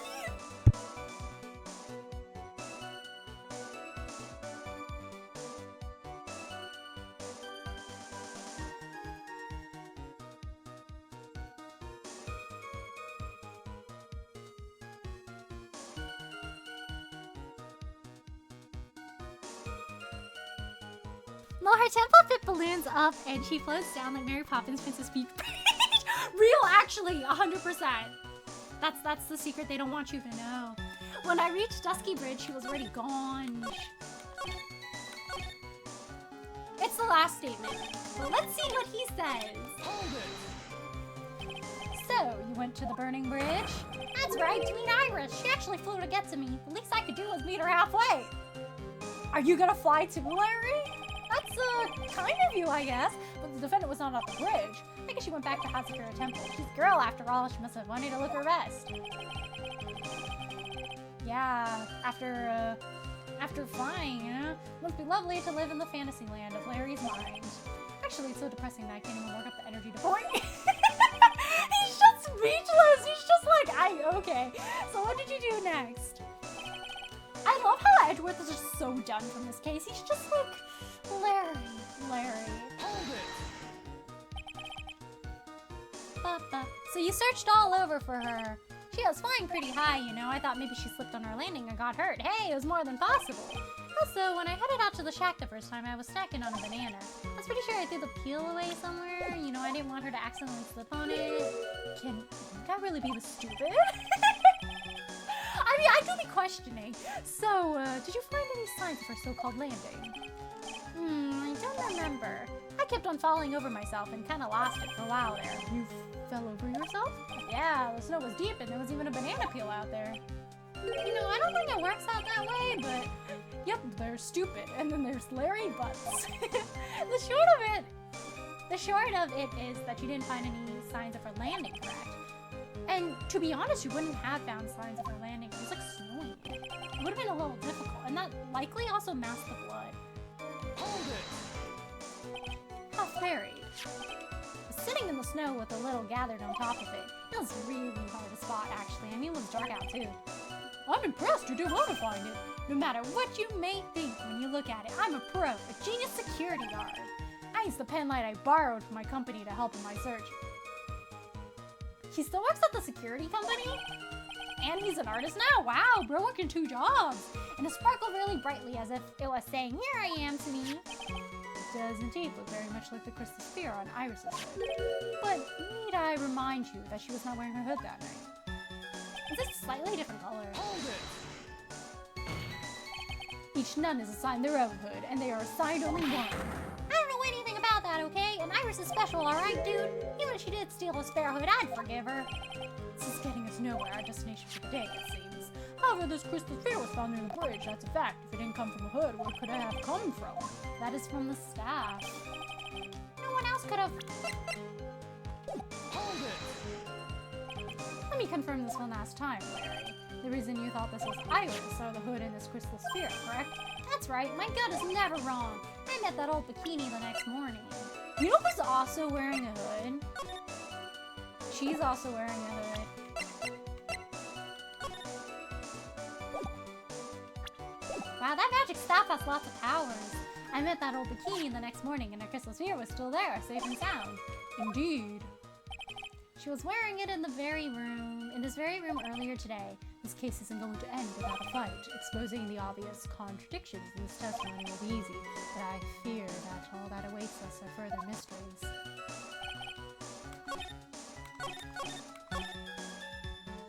Yes, actually. I guess this is one where you could present like either the picture or this. Objection! And I guess you could also present her profile in this one. Larry, that night there was someone who lost a crystal sphere. There was? Who? Who was the stupid idiot? Miss Elise Jonan, the mentor to a stupid idiot. The victim? I have a photo of her here. And on the end of her staff, you can see a familiar-looking crystal sphere. Hey, that's my photograph! Give it back! Ouch! A crystal sphere like that is quite easy to find. I have one just like it on my brush. They look nothing alike. In any case, please take a look at this. This is the victim's staff found at the scene of the crime. Oh, the crystal sphere, it's gone! What? What? What? Just what does this mean? If anyone jumped or flew over the bridge that night, it certainly was not Iris, after all. She was not wearing her hood. More importantly, the crystal sphere found at the landing site was not hers either. This means the one who flew and dropped the sphere was the victim, Miss Elise Jonan. A fool alongside another fool, on a fool's errand to reach a foolish conclusion. First of all, this sketch, which I prefer to call scribble, is ridiculous. People cannot fly, thus it is rejected. You can't do that! I saw it with my own two eyes! And this crystal sphere, this is nothing more than a red herring. You honestly believe that? Give it some thought, and I'm sure you'll realize it as well, Miles Edgeworth. Elise Jonan was in her room on the night of the murder. There was no reason for her to go to Dusky Bridge. Therefore, the sphere cannot be related to this case, that is all. There was actually a reason for her to go out. She was trying to look for Pearl because Pearl mysteriously disappeared. Miss Francisca von Parma, the only people who accept this explanation are scatterbrains and clowns. What are you pointing at me? The victim's crystal sphere was found near the bridge on the night of her murder. Did you expect us to believe this has nothing to do with the case? A crystal sphere? It was probably thrown away at the bridge after the murder. After the murder? There is blood on the crystal sphere, isn't there? This naturally suggests that it was thrown away after the murder took place. Oh, nope! Weather report! Weather report! It stopped snowing, so that couldn't have happened. And there was a layer of snow on it, per Larry. The killer placed it there to throw the investigation off the scent, which is the exact same reason that he drew that ridiculous sketch. What? You mean I'm the killer? No! Oh, joking aside, just when did this crystal sphere appear near the foot of the bridge? Unless this can be proven in some way, I refuse to believe this is related to the case. She makes a valid point. There is no evidence that Elise Jonan left Hazakura Temple that night. However, somehow this crystal sphere can be proven to have been dropped before the victim was killed. And this case is going to transform into something else entirely. Your response, Mr. Edgeworth? I want your final opinion on the disposition of this crystal sphere. If it is not related to the case, then this witness whom you called will have been nothing more than a monumental waste of time. Prepare yourself for some very appropriate punishment, Miles Edgeworth. Can I prove it? Can I prove that the crystal sphere was dropped before the murder took place? I mean, it's just based off his testimony. I'm sure we can.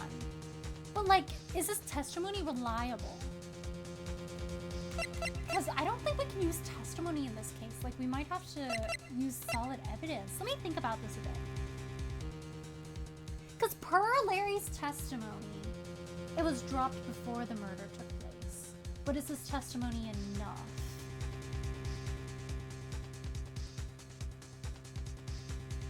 I mean, we have other pictures that showed that, like, you know,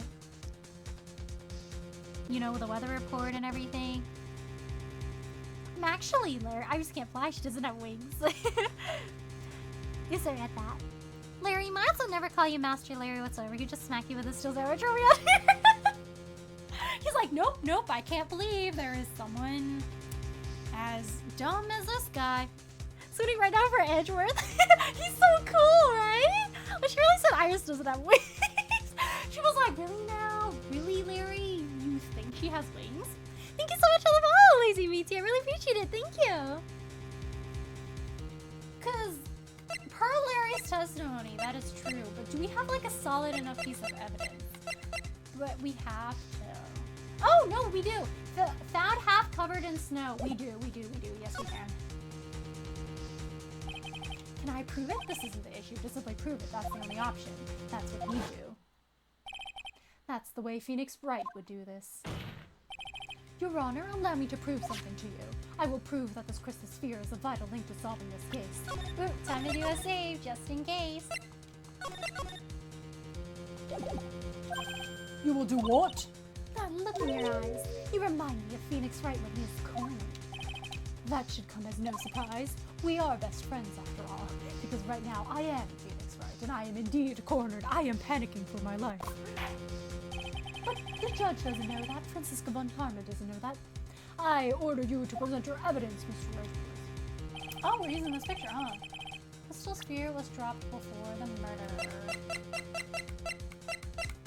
I mean, the description here. Found half covered in snow. Is that enough, or do I weather report? Maybe weather report is something we'll follow up with. I mean, it's covered in snow and her body is not covered in snow. Take that! This crystal sphere was half buried in snow, correct? That's right. If it hadn't stopped snowing, then it would have been game over. The snow would have totally covered it. That's all I needed to hear from you, Larry. Your testimony makes one thing quite clear. What? When the crystal sphere was dropped, it was snowing, even if it was ever so slightly. Snowing? On the other hand, let us look at the scene of the murder. As proven earlier, there is no snow on the victim's body. Therefore, the crystal sphere must have been dropped before the murder. What? Wait! Did you guys see Larry's back? Larry's back has a red paint mark. And you know what else is red?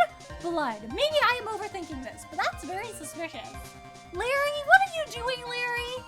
Larry? Your energy's infectious. Oh, thank you, Lacey. I'm so glad. Thank you. Best friends that hate each other. That have a lot of tension. That definitely don't have something else going on. Nuh-uh. Order. On the night of the murder, the victim did indeed go to Dusty Bridge. And there, something occurred that caused the staff's crystal sphere to come loose. It looks like somebody was bonked in the head. Like, we gotta run a test to find out whose blood that is. What could that have been? This sphere, there's some blood on it, isn't there? There was definitely a confrontation that happened. Allow me to raise a certain possibility at this junction. The real crime scene was near the foot of Dusty Ridge. And then that's probably where she got stabbed. She trudged back to the courtyard, and the blood was covered up because it was snowing. But she definitely was like fighting someone at the same time. And this has got to be like the true perpetrator's blood, right? See, guys, you see that thing? That looks like a weird red paint mark on the back of Larry's sweater? Suspicious. Very suspicious. The murder didn't take place in the Hazakura Temple courtyard. Only a fool would suggest such a foolish piece of absolute foolishness. No, I think it's quite probable. And just who is the fool? And what part is so foolish, Miss Von Karma? Have you been paying any attention this whole time, Miles Edgeworth? The sister saw everything. Well, the sister is lying. She's not trustworthy. I think the sister did it. 100%. Suspicious. Super suspicious. She saw the victim being killed by the defendant in the Hazakura Temple courtyard. We also established that her memory is not the best. That's not exactly true now, is it? To put it more precisely, what she saw was the murder weapon being removed from the victim's body. That's the same thing! No, it isn't. You said it yourself. Very little blood is actually lost at the moment of the blade's insertion. If you want to talk about when the most blood would be lost from a body, that would be when the blade is removed. Yeah, and if very little blood could have been easily covered up by the snow. If that statement is the truth, then Dusky Bridge could very easily be the scene of the murder. The murder weapon was not removed, thus there was no bleeding. You were forgetting one vital thing, Miles Edgeworth. Elise Junin's body was found in Hazakura Temple. On foot, it takes 15 minutes to travel from Dusky Bridge to Hazakura Temple. You mean to suggest someone carried the body all that way? I've made it this far. The only place to take this to is to the end. Let's all say Houston so we can let this lay behind bars for the safety of the world. He did it! He's going to jail! Edgeworth is Phoenix Wright! He's attorney! He's exploring new career routes. After this case, he's gonna be like, you know what, Phoenix Wright? You're kind of cooking. I don't think I want to be a prosecutor anymore. Time to change my career path. You know, I'm a defense attorney now. I've made it this far. The only place to take this is to the end. I just need to prove that my version of the events is also perfectly plausible. Now, if the defense is ready, the court would like to have an explanation. Please show us the method by which the victim's body was carried to Hazakura Temple. By the snowmobile.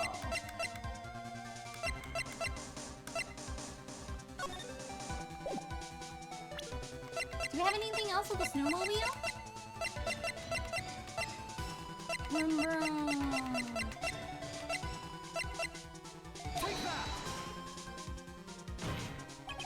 On that snowy night, there was one way that a body could have been moved. The snowmobile. As we know, the snowmobile was used that night. It was explained as having been used to dispose of a murder, but it could also have been used to carry a body. Order, order, order! Girl! This is completely unacceptable, Miles Edgeworth. You've dug yourself into your own grave. Oh no, I think we're far from it. What do you mean? The only one who could have used the snowmobile was the defendant. She's the one who moved the body. Doesn't that put the final nail in your coffin? She could have been saving her. You're too late, Francisca von Karma. And in fact, the defense has proven something else entirely. We have shown that this case requires further investigation. What? Where was the victim, Elise Jonin, really killed? If her body was moved, whatever for? And finally, just what does this image mean? Do you even need to think about that? Such a creature can never see the truth, let alone describe it. This witness certainly sits on one of the lowest possible branches of humanity.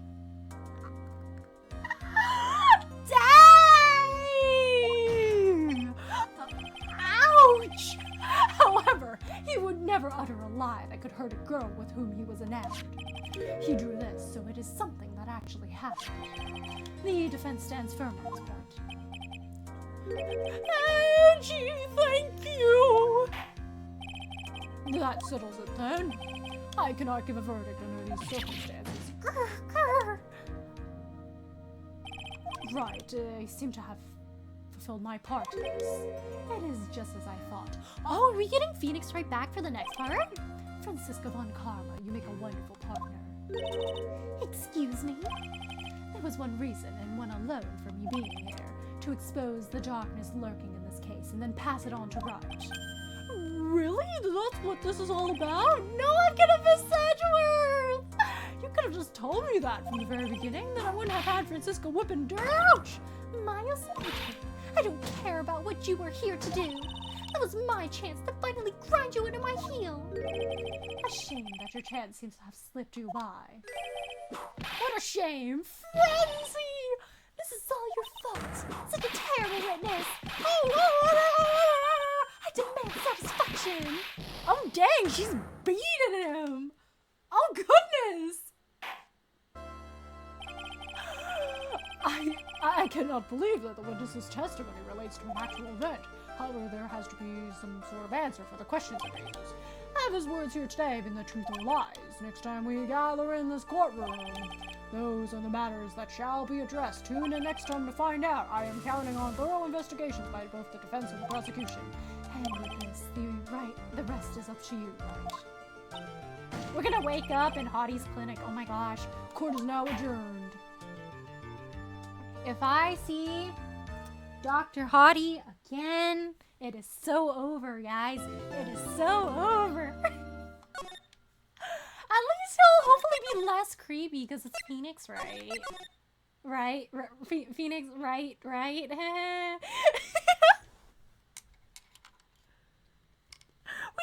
refresh. There we go, Larry. He's gone. She's gone. Somebody pick him up. Not panic. My glad leave it, Larry. Hope you never cover me. Well, I hope he certainly learned something from this case. I'm glad we get to play as Phoenix again, but I'm also gonna miss playing as Edgeworth. I thought we get to play for him for the entire case. Oh. No! No! What? Oh my gosh, it's so over, guys. It's so over. It's so over.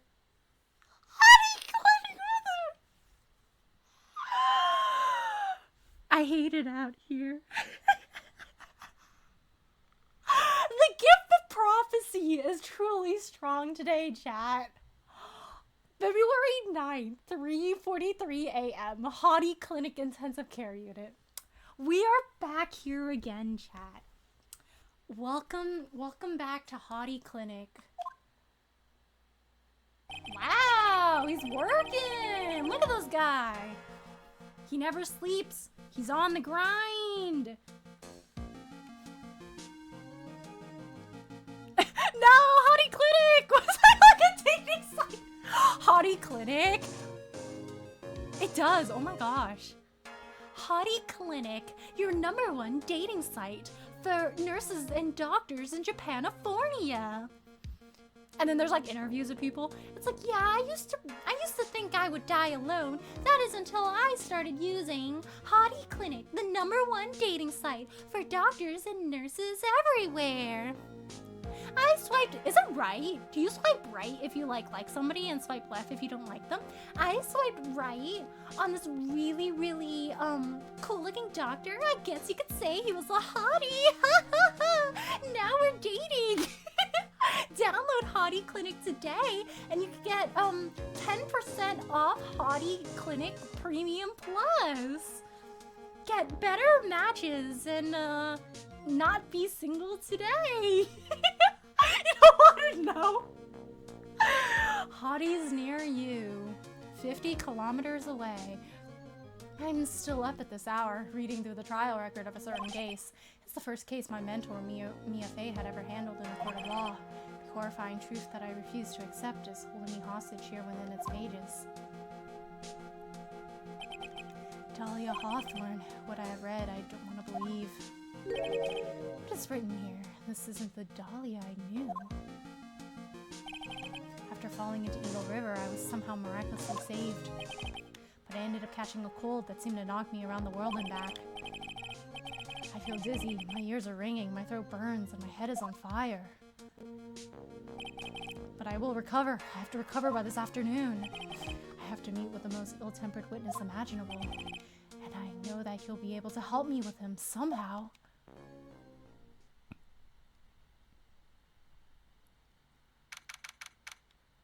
Dang. February 9th, 2:43 p.m. Dusky Bridge. I love how every single time we see Edgeworth, he looks like he's having the worst day imaginable. Like, bro just has, like, a really serious case of RBF. I love you, Miles Edgeworth. Right, are you sure you're well enough to be doing this? Like, that's his concerned face, guys. guys. He's worried about Phoenix's health. You still look a little green in the face. Or, maybe Viridian in artist speak. Actually, my fever has gone down quite a bit. How's your temperature now? Only 102.2 degrees, nothing to worry about. Anyway, I read today's trial record. You weren't bad, Edgeworth. Pretty impressive despite the circumstances. Look at his little side gaze, guys! He's shy! We're not in the clear yet. The main point of contention tomorrow is going to be the murder. In the end, the Shichishiro did not deliver the deadly blow, which means there must be another sword hiding out there that we don't know about. Another sword, huh? Don't you worry about a thing, pal. I'll think of the murder weapon myself or I'll eat my coat. Thanks again, Edgeworth. I'll handle things from here. It's probably for the best. Actually, I was thinking about paying the old precinct a little visit. There's something I want to look into. Ooh, is he gonna do a test on the orb? And that is our client's background, naturally. Ooh, that too. Something suspicious going on. You mean Iris, sir? I have a feeling that we've met before. Oh my gosh, me too! All I want is confirmation one way or the other. And since I probably won't be getting that from you. He's like, I know this was your ex-girlfriend. You had, or somebody, you dated somebody that looks a lot like our client. I'm sorry, Edgeworth. I bid you adieu, right? Take care. I love all of, like, Edgeworth's little, like, expressions. You don't want to know. The more really explains how to clean like a daytime, the more she does a site. Wait, which site? Guess I should get moving too. Hi, do you need to be somewhere? Yeah, I gotta get to work on this bridge, pal. I'm gonna start putting down the planks one by one. I'm rigging something up so we can get across to the other side.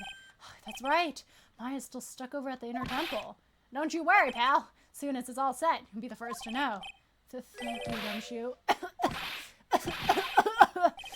No problem, pal. Just try not to give me that cough of yours, okay? I gotta clock into work tomorrow. Alright, I'm off. Hang in there, Maya. We'll get you out, I promise. But in the meantime, I've got to continue collecting evidence.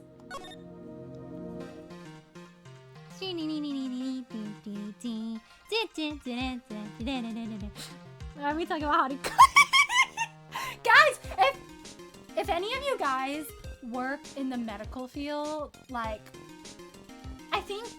I think you should send, like, if you want to create an app, you should ask Capcom for the rights to use Hottie as the name of your app. And, you know, I think it'd be great, you know, because doctors and nurses have long working hours, you know. I'm sure the Hottie Clinic app TM will help them find their one true love. Right, chat? Right, chat? The fact you naturally know about dating sites. I've never been on a dating site, but I know things from, like, little memes here and there. Have you guys been on any? Such a great ad to listen to while I play TikTok. Thank you for the clip creator. Thank you for clipping. What are you doing on dating sites? I'm not on dating sites. Do Cloud Hung and Mighty and Professor and Sunday and Brenda about this? No, I'm not. You guys want to hear something funny I was, like, talking about with, like, a friend the other day, though? So you know how there's this dating app called, like, Hinge, right? Can you imagine the peak comedy if you, like, log into Hinge and then you take, like, a stock image of, like, a door hinge? And then you set that as your profile picture, and then there's like a section where you could write like likes and dislikes, right? So then, what if, like, no, you put, like, nothing else in your likes list except, like, WD-40, like, just WD-40. It's like name door hinge, likes WD-40, dislikes Rust. my idea of a cozy day is, what would be comfortable for a door hinge? Not having to exercise? People not being home? So the door's not used? Question mark, question mark? Good night, Riley. Oh, good night, Pony Master. Take care, rest all too well. Good night, and thank you so much for stopping by today. Have a good rest. Good night. Has it making the cover versus Anaxa? I love the idea of like Heisen going, Professor, would you perhaps like to find a lifelong partner? And he's like, I don't have time for that. And she's like, oh, I feel like the professor could benefit. So she just makes him an account. Like she takes a good picture of him, like in the lecture hall. She makes him a profile, and then she just tells the other person to like meet up with Anaxa, and then she'd be like, Professor Anaxa, can you like wait for me today in the Grove's Dining Commons? It's like, sure, but why? So he's just there. And then somebody walks up to him and it's like, hey, are you, Professor Anaxagoras? From the, Amphorian dating site TM? It's like, I'm not on that site, but, yes, my name is, Anaxagoras. What are you here for, you know? There's some MSG and Dromass. Just like one Dromass picture, likes MSG, likes Dromass, dislikes Titans. Do not talk to me if you are a Titan worshiper. Seems like just willing to go dayside. No! I haven't been! I don't care if I see that in the person's bio says I am on. Wait, you're cooking, Sonny!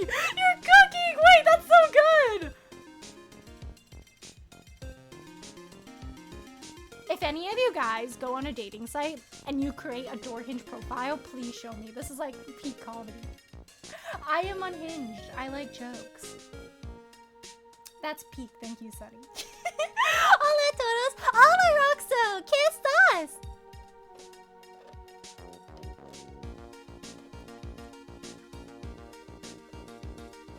I hope you have a nice day. Thank you, you too.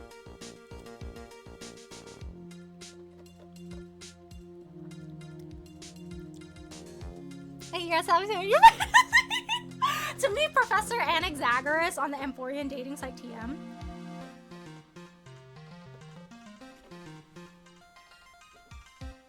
Oh my gosh, speaking of science, I thought of Anaxa with test tubes and things blowing up. So, lab story.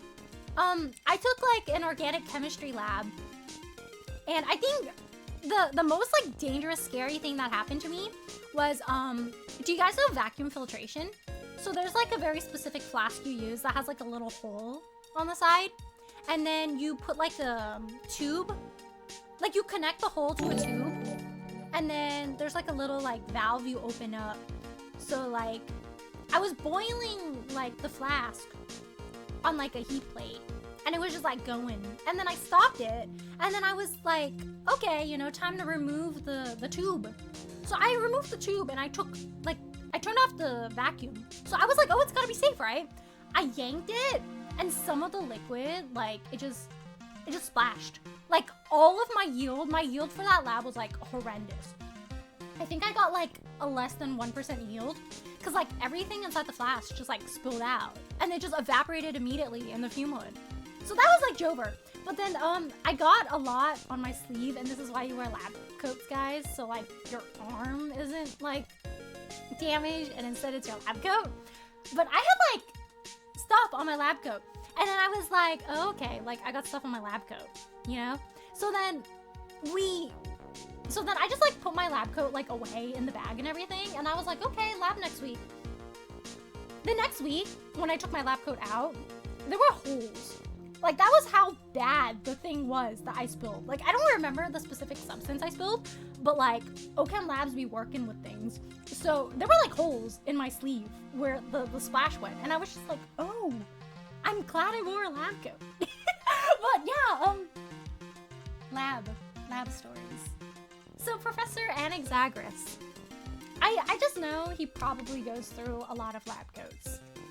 Like, bro probably went through like 100 lab coats or something. I bet he's always working with something explosive. Does Professor Anaxagoras have a fume hood? I feel like he doesn't. I feel like he's just unhinged. Like, he just does it on a lab bench. Hi, it's 32 months of how that happened. Oh, hello, Regan! How are you? Thank you so much for subbing, Mike. Thank you so much for the sub. Thank you so much for subbing for 32 months. I really appreciate it. Thank you so much. How are you doing? We just finished the second part of the first trial day, and we played as Edgeworth, and we also saw Larry. There's a lot of weird things happening in the case, but we passed the case back to Phoenix right now, so he's doing some investigation.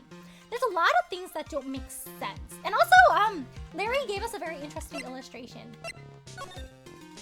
It's somebody flying over the bridge, the burning bridge. Hee hee hee. She's not doing that for Dr. Ratio now after the drink. She's like, wow, wowie. Forget T&T Case, so I have next to dating profiles that we're almost Honestly though, like, if Hyzen made Professor Anaxagoras a dating profile and I was on a dating app and I saw it, like, band of STEM guys. Like, if I see a picture of that guy in a lab coat, just like lab goggles holding like a test tube, like that's incredibly attractive, chat. Like, hello, Professor Anaxagoras, I am sliding in your DMs. I hate that you need not to get grunts and stuff. No, but I had to remove it. I guess I should have like waited a little bit before I yanked it. I might have yanked it too soon, so it just kind of went. Do it for a dating bro. Just say like, oh, Professor Anaxagoras, I don't know proper safety protocol for lab. Please slide into my DMs and teach me like proper lab attire and lab protocol. He sees a picture of my burnt lab sleeve like on the profile, and then he goes to my DMs and he's like, don't do that, blah blah blah blah blah. And I'm like, oh my gosh, guys, he sent me a DM. How are you? How are you? I gotta drink some water. My face is getting warm.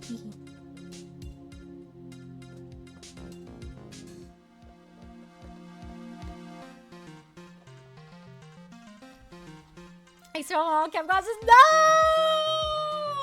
I remember I felt so bad like spilling this stuff though, but I'm really glad that my TA was chill. Like, shout out to that guy. He a real one, for real.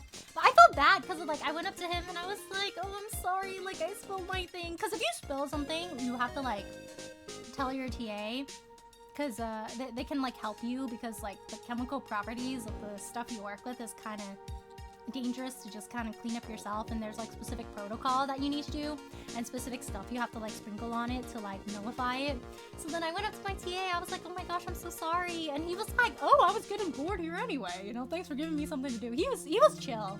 Shout out to that guy, you know. I hope bro is doing well right now. He was honestly like the coolest TA I've had. I think I really knows too much about this particular article. No! To chatting about her favorite scholarship. Yeah, WTA, he was really nice. And then like, he also tried to like figure out like what the midterms and stuff were about and like prep us sufficiently for it. Like, he do like practice problems with us and like, you know, try to really prepare us well. So he was really nice. Very cool dude. Shout out to him. That thing looks like it's ready to collapse, at least more than it did before. According to Bikini, Eagle Mountain's very prone to earthquakes. Which reminds me, if my memory serves me correctly, Edward isn't exactly a fan of earthquakes. I love how the profile of Edward just like pops up. Like, he's just constantly thinking about it. He is not fond of earthquakes. It looks like it's about 20 yards to that cliff over there, but I can't see the inner temple from here. I really hope Maya's okay. Ozakura Temple doesn't have a single private phone line, and there aren't any houses in the area, so I guess Bikini is the only one who uses this. I really wish I had brought my cell phone with me. Phoenix Wright just built different, because he goes on vacation and he forgets his cell phone. Phoenix Wright, what else are you gonna do? How are you gonna doom scroll? Phoenix is immune to doom scrolling. He's safe, guys. There's a narrow path. He's just out here enjoying nature, touching grass, living his best life. There's well, maybe not living his best life, because he got sick and he fell off a bridge. But hey, there's a narrow path going off in a different direction than that of the main hall. Looks like someone's taken the effort to write to Heavenly Hall on the signpost. My brain is like so fried right now. I'm thinking about Anoxa. Just brain as mush. I love your little cabin, Larry. This is like peak Delulu. Oh my gosh, guys, Larry is an Oshikatsu girly. Look at him. I bet he has like hella merch of Iris in there. Looks like no one's here. Larry! Laurice! I was sure he'd be hiding here. I guess I'll try again later. Earthquakes, yeah, this trauma's about being stuck in an elevator. Yeah, poor guy. Really did get fermented over his other after. Wowee. Anaxagoras. Insert last name here, comma. Aurelia Kylestus, comma, et al. Look at this graffiti scrawled right on the front of the shack. I love how, didn't Edgeworth also call this graffiti? No one appreciates Larry's art for real, for real. At least he managed to get a pretty good likeness. When I really think about it, I guess art kind of suits him. I mean, his very existence is an art of sorts. I guess you could say that. The snow is really piled up on the straw roof. Not gonna lie, but when they mentioned Heavenly Hall before, I was thinking of like a kind of grandish temple, you know? Like with like a little like altar in the middle, like golden halls inside. I did not think it was Shack TM. The snow was really piled up on the straw roof. It's otherworldly, like something out of a fairy tale, well, the roof part anyway. The sign says Heavenly Hall. I guess it's pretty fitting if you spend a night in this little free... I mean, yeah, after spending a night in this freezing shack, I think you might be reaching the Heavenly Hall soon. You probably find yourself on the pearly gates by learning. Oh, shoot. Same brain cell, Phoenix. That's Dusky Bridge up there. It's amazing how clearly you can see it from so far away. Larry supposedly saw everything through the shack's window. Not much light gets down here, so it must be pitch dark at night. But this area is probably illuminated that night because of the burning bridge above. That stuff is really ruining the beautiful atmosphere around here. It's so inappropriate. Like Sister Bikini in a bikini. Shut her. I'm gonna get out of the kittens. He's like, that is not a sight I'd like to imagine. This is the famous Eagle River. I got to try out its rough... You did? How was the whitewater rafting, Phoenix, right? I got to try out its rough rapids the other night. They say it has a really strong current. They say! And so do you. They were kidding. It's so powerful and fast flowing. I was dead lucky. I mean, lucky not to be dead. No, yeah, because, like, Phoenix Wright truly is going through so much things and he's, like, still good. Like, he's unlucky but also lucky. Because he also got bonked in the head pretty hard in Justice for All. And then he showed up with just, like, a little bit of amnesia. Alright, time to go back to the main gate. Fried, huh? You don't seem to be fried when you explain about how to claim. Hey, it's a good app idea, you know? Like, entrepreneurship, right, chat? No. It's Aurelia Kylus' Anaxagoras last name et al. My name is first? Wow, the honor! But I think you did more work than me. A shock and surprise, Heavenly Hall is just the retirement home. Dang, that's a very cold and sad retirement home. February 9th, Hazakura Temple Main Gate. Come on, please, it's for Ed's sake, I swear. Oh, there we go. There's only one guy I know who could be this persistent and high-strung. I'm talking about the heroine here, the hero in my book. It'll make you famous. Ah! Enough! A fool's fool. Fools who foolishly accept the foolishness of a fool's fool. Wow, he's found someone else to simp after. Wouldn't you agree, Phoenix Wright? Honestly, like, you know, I would feel bad for Francisca, but I feel like being near Francisca would help improve Larry's character. Huh, me? Wait a second, I know you. Ow! Your reflexes and mine need to shape up. How was your trip? My brain's frying like a sunny side up and you want to grill me over a name? Frenzy, you can't do that! Even as we speak, Nick's on the brink of death, or so I'm told. Whip a dead horse. Isn't that one of your American sayings? No, it's not, and I'm not on the brink of death either. Come on, Nick, tell her, would you? Tell her she needs the model for my new picture book, Frenzy's Whippity Whip Train. I don't think that's PG enough for the children, Larry. Grr! Before you ask me to model, learn to give at least semi-coherent testimony. And before that, you'll have to learn how to live a semi-coherent life, Larry. I don't care what anyone says. I'm telling the truth. I show what I saw. She flew, I'm telling you. Whoosh! Just like that dude with the red underwear. doing with the red underwear? He's reading Captain Underpants, guys. Don't think I'm gonna forgive you guys when you come crawling back to apologize. Off he goes. It's amazing how little has changed with you in the past year, Phoenix Wright. So, Larry, how's hanging with Larry? Hi, Francisca, how's it been? I'm sure she regrets coming back here, like 100%. She's like, oh, this guy, more problems. Quick cuddle, Larry is too far beyond saving. He's so gone, guys, it's over. Larry, your title Bob on Karma is more of a domination. Yeah. I think he's got to switch his target audience if he wants to write about Francisca. Crystal Sphere. Have you been in Germany all this time? That's right. Extending my perfect win record, naturally. She's like, I'm allergic to Japanifornia, because, like, my win streak always gets broken when I come over here. Oh, joy. Sounds like she hasn't changed a bit. It's really been a year since we first met. I am Francisca von Carmel, the prodigy. I see. I gave up a promising career in Germany and came to this country for one sole reason. Revenge. Francisca was born and raised in Germany and became a prosecutor at the age of 13. Her father was the legendary prosecutor Manfred von Karma. He had a perfect win record for 40 long years, but now he's gone from this world. The way Phoenix talks about him like he's dead, but he's just in jail. Like he's just jailed forever. He's like gone from this world. Don't tell me you still hold a grudge against me because of what happened to your father. That was like her own dad's doing though, you know? Phoenix Wright, you will fall before me, this I promise. But it will be for my sake, not my father's. Are we clear? Oh, character development. Yes, Crystal.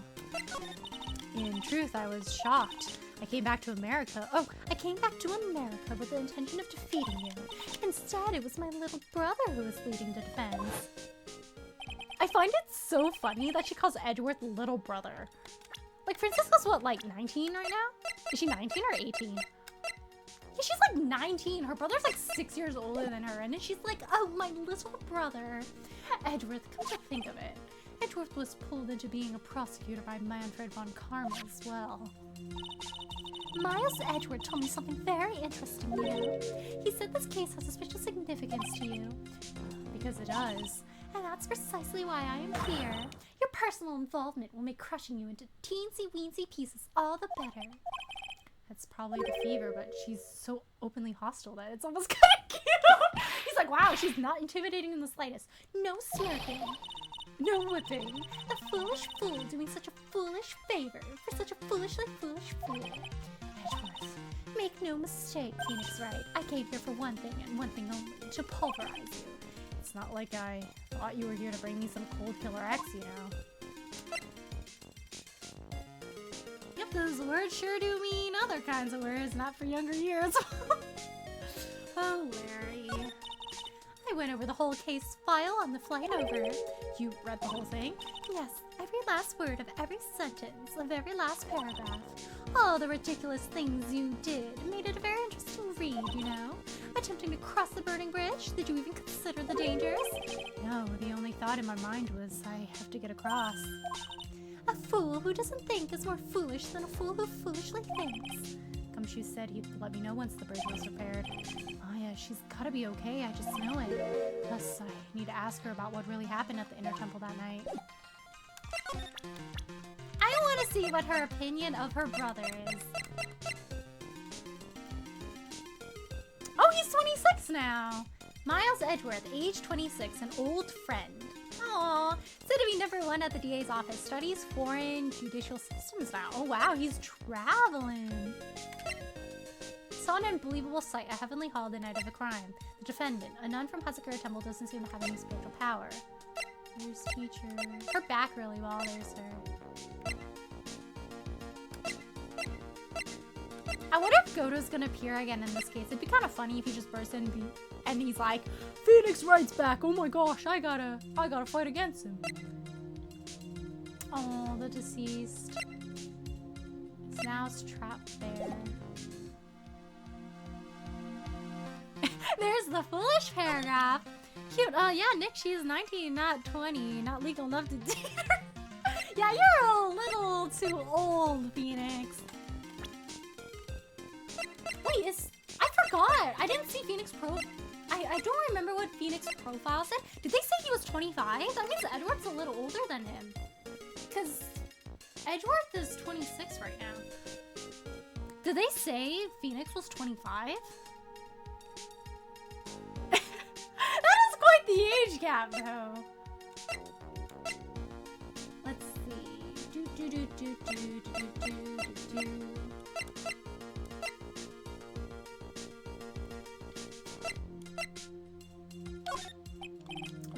Oh wow, she does not want to talk to her brother. Okay, do you want to talk about yourself? I don't think she cares particularly. It'd be so funny if she had like a profile just for Larry. No, I think she just does not want to talk about any of these people. Maybe she'll want to talk about evidence. This is my all-important badge.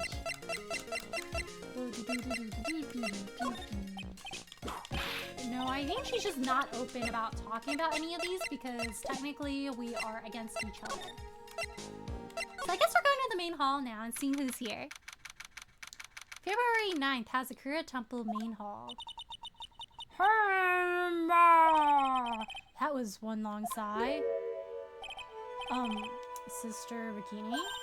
My, I didn't know you were here. How are you doing?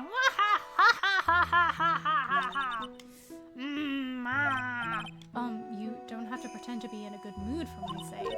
I suppose I made a terrible mess of things, haven't I? I let Mystic Elise die, and then there's Iris as well. Mystic Elise, now that I think about it, There's an acolyte stuck at the inner temple, and that poor little girl has gone missing too. That little girl? You don't mean Pearls, do you? Yes, I'm afraid I do. She hasn't been seen since the morning after the incident. Pearls, she's missing? Why didn't anyone tell me about this? Oh man, oh man.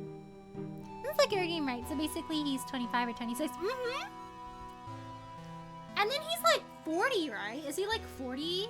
Or like in his late 30s in the Apollo Justice games?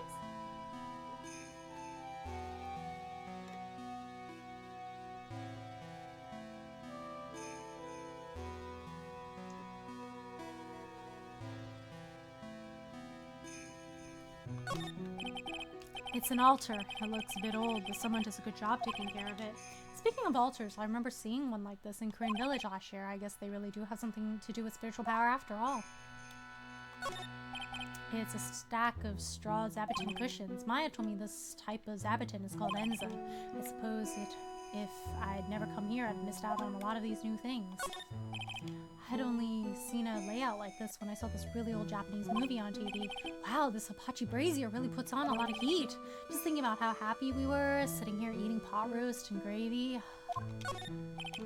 That does sound good. I want pot roast and gravy right now, too. There's a laughably large Magatama on the altar. If I could see Cyclops with the tiny Magatama I've got, I can only imagine what kind of power this bad boy has under his hood. I must be getting old. I think I've seriously lost faith in myself. Are you talking about your performance at the trial today? You believe me, don't you? I'm not a liar. I would never lie. I know what I saw. I saw Iris pull that sword from Mystic Elise's body that night. I'm certain of it. At least I was until this morning. I don't see any Cyclops, so she must be telling the truth. So why are you so unsure of yourself all of a sudden? You know that artist who testified after me? I saw Iris flying, her whole hood fluttering. I felt like I might start flying myself. When I saw that man testify so fervently about something so impossible, I started to wonder if I had acted just like him when I was on the witness stand.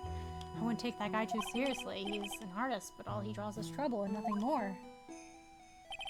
If both Bikini and Larry are telling the truth, that can only mean one thing. They both didn't see what they think they saw. Can't believe Elise Doonim knows how to fly. That's crazy. On the night of the incident, you met Iris at the inner temple, is that correct?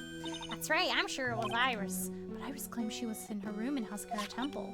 I knew I shouldn't have come back here that night, but my lower back was killing me. But because you did, Maya's stuck all by herself at the inner temple. I'm so sorry. The drafts in that place are nothing to shake a stick at. Winter is especially bad. I'll bet the training hall looks like it's about to fall down any second. Eagle Mountain has always been prone to earthquakes, just so you know. Earthquakes? Yes, I won't be surprised if the next big one levels the training hall. We gotta get Maya out of there fast. But still, there's really no need to worry. That area on the other side of Dusky Bridge is isolated like an island. It's like an island, how so? Well, the only thing on that side of the bridge is the inner temple. No one lives out there, and it's surrounded on all sides by the river or the forest. I see. So criminal would be trapped should they choose to flee in that direction. So the criminal would be right where Maya is! That is good to know. I am afraid for her. And as long as the bridge is out of commission, he or she will have to stay there. That means Maya could be stuck out there with a murderer and with no way of escape either. Oh dear, yes, I suppose it does. Please, Gumshoe, get that bridge up faster. I'm curious about a few things if you don't mind me answering some questions. How do you need to know my...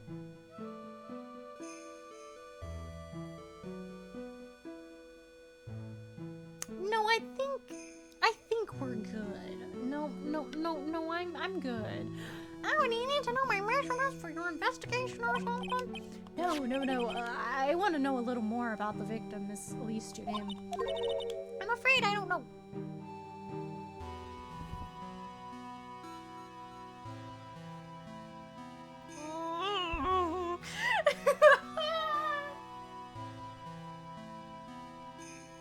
I died. I'm afraid I don't know her waist size or her butt size for that matter. No, I'm not trying to figure that out. No, I'm wondering why she came to stay in a place like this to begin with. I mean, she told us herself that she wasn't here for spiritual training. My, you make it sound like this place is some sort of dump, Mr. Wright. Mr. Calais was here to soak up the natural beauty of Eagle Mountain, if you must know. There, you did it again, Sister Bikini. I noticed you always refer to Miss Tunim as Mystic Elise. She does.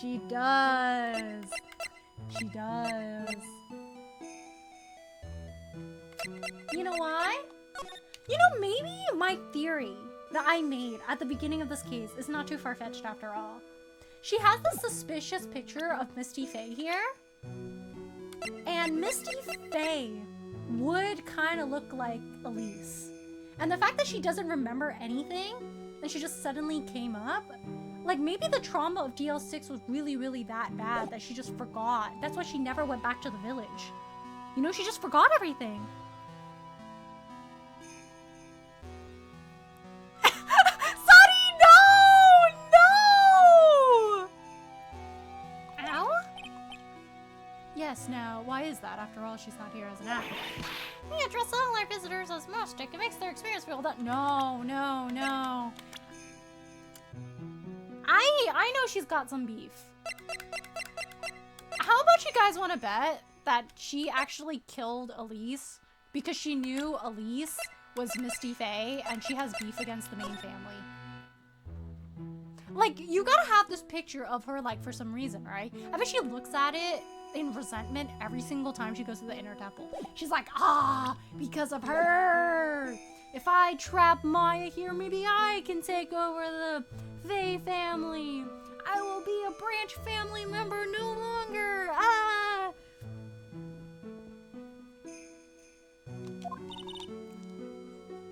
And anyway, she's older than me. You must respect your elders, you know? How do you know that? How can you say for sure that she's older than you? Yeah, because we don't even know her age. Like, girl? Sus. Super sus. I don't trust this lady, guys.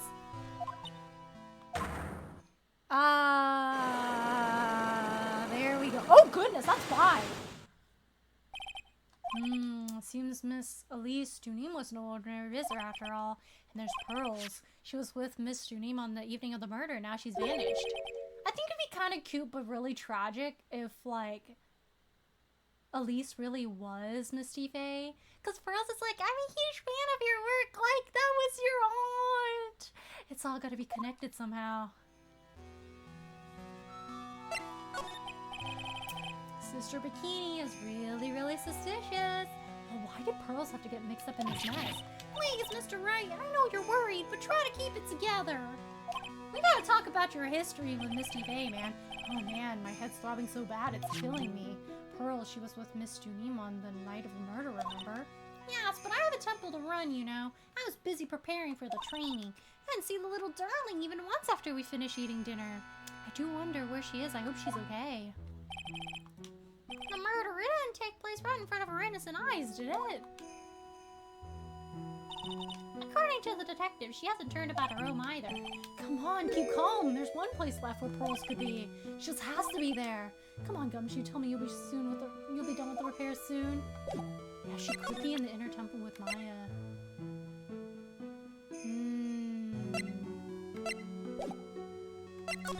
Strange things happening. I think we're gonna have to find more evidence because, Sister Bikini here. Very, very mysterious.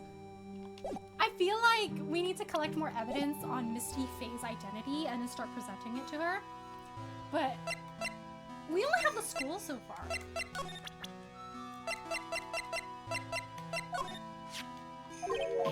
No, she says the same thing. You certainly have some unusual friends, don't you, Mr. Wright? Ho, ho, ho. Friends? That fancy pansy painter is one thing, but whipping the judge is bad form. Well, do you think you could go drill that into her head for me, please? I want to see what she says about Miles Edward. You must be very happy to have such a fine mentor. Mentor? No, he's just a friend. Oh, you naughty devil. Always the joker, aren't you? Ho, ho, ho, ho, ho. Ah, you seem like a lovely young man. Like the kind you can always count on. Yeah, it's kind of depressing how much faith she has in you. Phoenix is like, do I not look reliable? Do I not look like I'm a capable attorney? I guess not.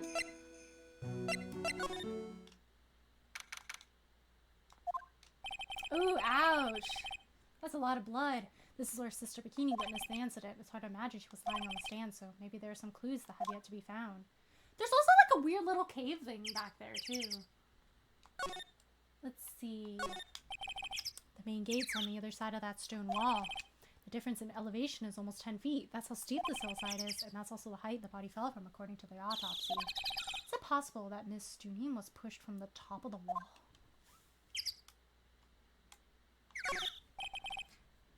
They get quite a bit of snow up here on Eagle Mountain. Around here, skis aren't just for fun, they're tools for getting around. But the sled, now that's gotta be for Bikini's own personal entertainment. Miss Dunim's staff. I definitely remember there being a crystal sphere attached to the staff. I guess Larry eventually found the spear near the foot of Dusky Bridge, but what was it doing all the way out here? There are a few of these stone lanterns scattered around in this courtyard. Without the city glare to compete with, I imagine they would seem a lot brighter. I guess Sister Bikini must like them now since Iris can't be here. Oh, there's something blue under there! The Shichishido, it's there in Mystic Amy's right hand. But it was proven in court today that it wasn't a murder weapon. Given the design, it must have been used for some pretty gruesome things in the past. The fact that there's so much symbolism for the main branch family here, like she made a Mystic Amy, the founder of the whole clan, look like the perpetrator of this murder. Like, that's some crazy symbolism here. Look, there's something blue at the bottom here, but they won't let me examine it. Was that blue thing always there? Something over here is a little suspicious. Anything else here? Oh, that's like her room. That building up there is the main hall. It's where we were staying. It's kind of funny because it was built on a very steep slope. If you enter from the main gate side, these rooms above me are on the ground floor. Apparently Miss Junim was staying in the corner room. I guess that's where she was pushed from that night. Crazy things happening out here. Lots of mystery. Inside Trials and Tribulation trailer music for this upcoming drama to people. Oh! Lyric, thank you so much for the lyric, Chan-chan. Hey! What was that jarring and considerably out yell? So this is where you've been. Keep it nice and warm, I see. Without me? The detective, have you finished repair? The bridge? Yeah, I did. I told you I'd let you know. Well, then I've come along with you. No! You stay right here. Do not tamper with the crime scene. Sorry, ma'am, no unauthorized entry. Access is restricted to people involved in this case. What was that? Oh, she mad. She did something. This lady is involved. Look at her face. She's trying too hard to go over there, you know? She's gonna say it's because she cares about Mystic Maya, but it's like 100% like some other reason. The minute we go over there, something is gonna be revealed that's gonna like totally incriminate her. I'm involved, aren't I? You couldn't get more involved than me. I can't believe we're gonna see her in court again. Well, yeah, but it's a It's been a while, Scruffy. Karma! He's like, please don't put a tracker on me again! Sister, please leave the investigation to me. My, well, you certainly seem to have everything under control. I am on your side. I won't do anything you don't want me to. As you worked up in the Gill on Iris. You daydreaming about Phoenix, right? Ow, that hurts, you know? Silence. I, Francisca Von Karma, will personally guide you through your investigation. So you will follow me. She's not seriously gonna follow me around, is she? Well, I guess we will be going somewhere.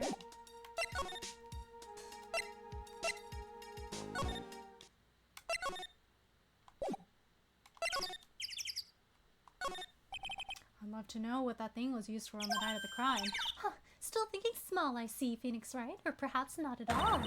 That's why you'll never defeat me. Sorry to burst your bubble, but I don't recall ever losing to you. Yeah, I'm pretty sure we won that last one. It's time for us to settle this once and for all with one final showdown. Looks like she mentally blocked out my victories over her from her memory. This is one impressive gate. Compared to the grandeur of the main gate at the Von Karma estate, it's but a pet door. Looks really idyllic with all that snow on it, don't you think? All that snow? Don't make me laugh. This is but a light dusting where I come from. Don't make things up just because you think I'll never get to see it for myself.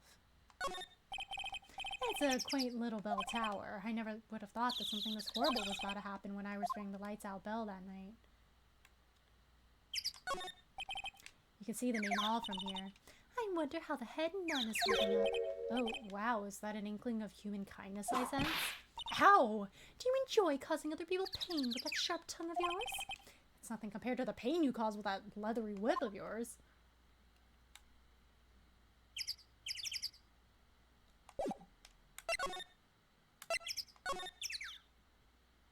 Yay! It's fixed! Yippee! It looks like one really, really long piece of wood bench from this perspective. I gotta go. See you early. If I see you at hottieclinic.com, please give me a no! Ah! Not hottieclinic.com! No, never! Bye, Jin-chan. Take care of yourself. Sleep well. Good night. And thank you so much for stopping by today. Take care. Good night.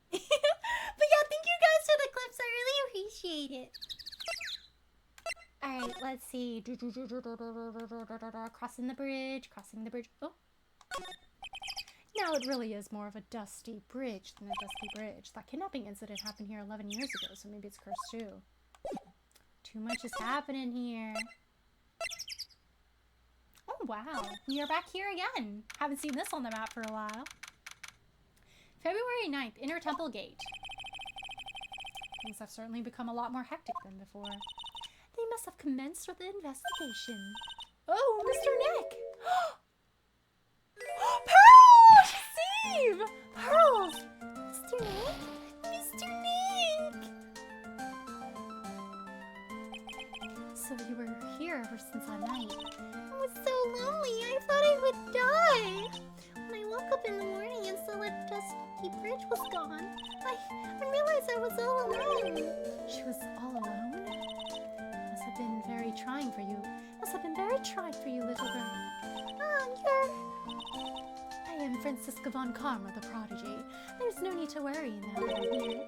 You're the prosecutor who was so mean to Mystic Maya last year. I don't like this lady, Mr. Nick. Well, I don't like you. You're nothing but a little girl without your whip. Oh, getting roasted by a 9-year-old! Brutal! Mystic Maya didn't do anything wrong. You were so mean. I'll never forgive you. I love how, like, to everyone else, she's, like, absolutely savage. But when a 9-year-old roasts her, like, she's just speechless. It's like Pearl's words are getting under her skin. Ouch, why are you whipping me? I didn't say anything. You didn't have to. The smile on your lips gave you away. Anyway, Pearls, aren't you with Maya? I'm sorry. It's all my fault. Huh? What are you talking about, Pearls? Mom, Mystic Maya. Hey, wait, Pearls. She just ran off. Ooh, you know that back door? They probably went through that door. The perpetrator and Maya. That was so cruel, Phoenix Wright. To make a little girl cry like that is inexcusable. What's that all about? Pearls acting like that? It's giving me the creeps. Was that door to the incinerator always open? That's suspicious. Guess I better take another look around since I finally got the chance, especially since something about this place seems different from 2 days ago. Yeah, I think it's really sweet though that like you know, Francisca seems especially caring about Pearls. She seemed more sad when like Pearl was really like upset at her. You know, I think it's this door. Like, nobody just leaves the incinerator. I'm saying that somebody dressed like Iris did something, escaped.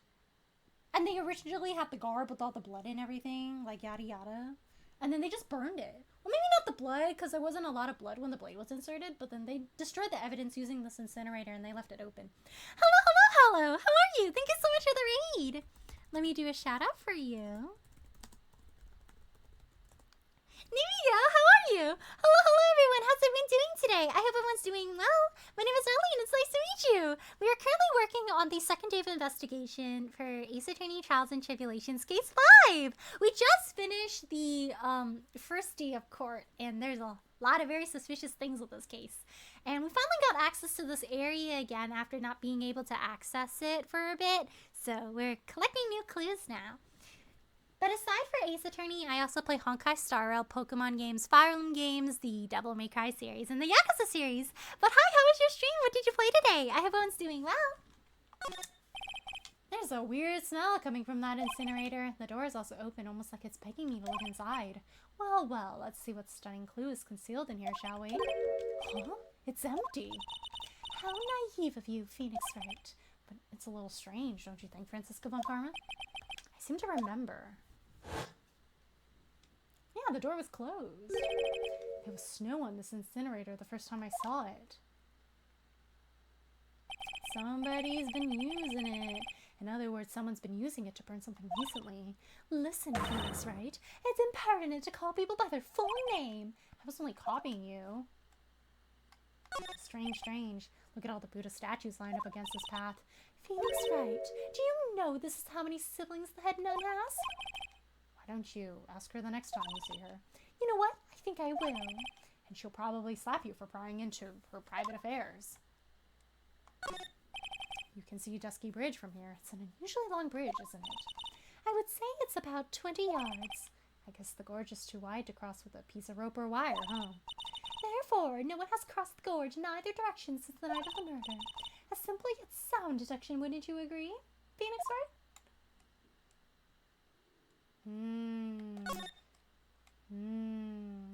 They definitely took this road out. And there's a little gate that leads into the garden. This is no entry on the sign, though. Come on, Phoenix Wright, what are you doing? Let's go in. It's half open anyway. What harm could come of it? But it says no entry. Don't you Americans enjoy doing whatever you like and then simply say whatever? She's like, come on, Phoenix Wright, you're an American. Go through that door. That's got nothing to do with anything. And who told you that? Wow, she's got stories. That reminds me, I need to make sure I get the surprise our Dean was playing Dying Like the Beast. Ooh, what's Dying Like the Beast about? I hope you had a lot of fun. Ooh, surprise. Whoop, wrong side. This must be the door that leads to the inner temple, where my Fae was training on the night of the murder. Yes, there's a solitary room there called the training hall. You could do with some training yourself, Phoenix Wright. Ow! You're completely out of shape. I don't know how much more of this woman I can take. He's like, I'm sick and tired of this.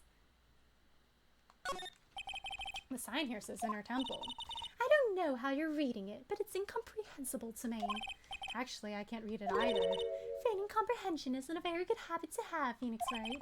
She looks really happy to have finally got me on something. She's like, ha ha, Phoenix Wright. You think you're so smart? Oh my gosh, not the lock! Oh.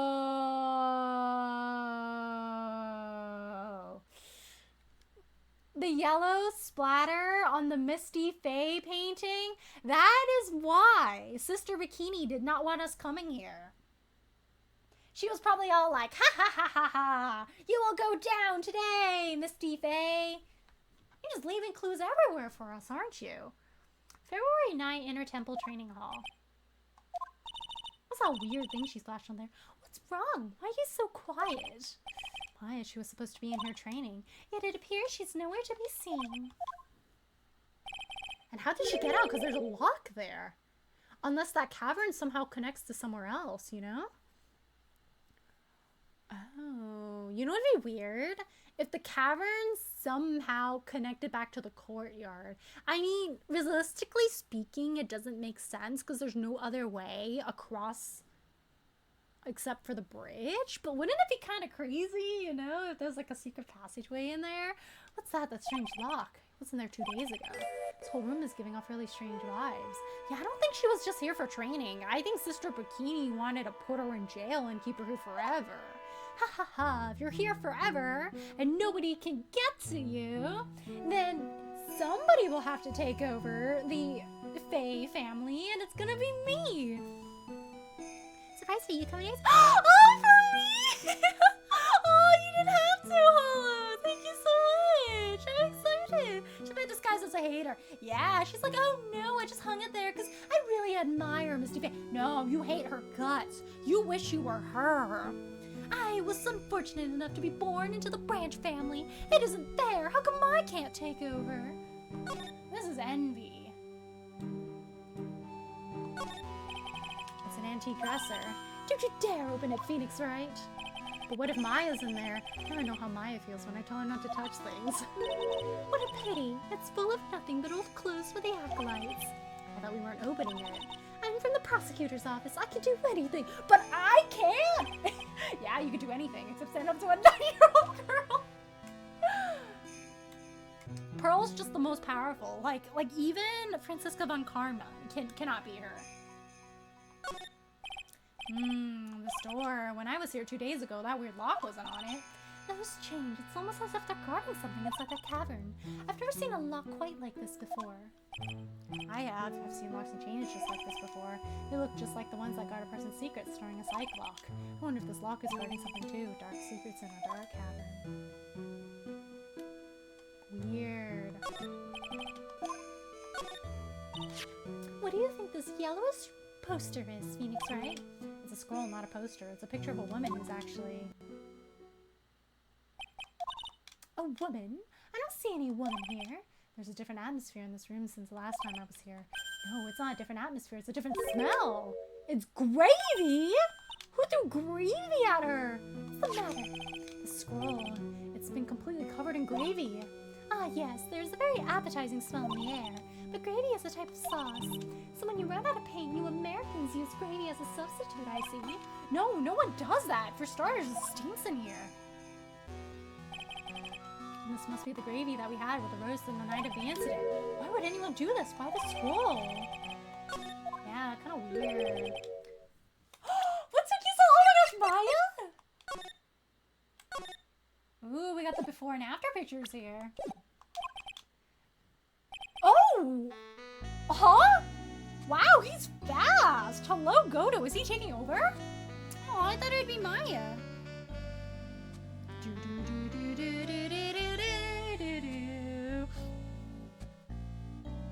I feel the urge to drink coffee at 12 a.m. Gotta enjoy the vibe.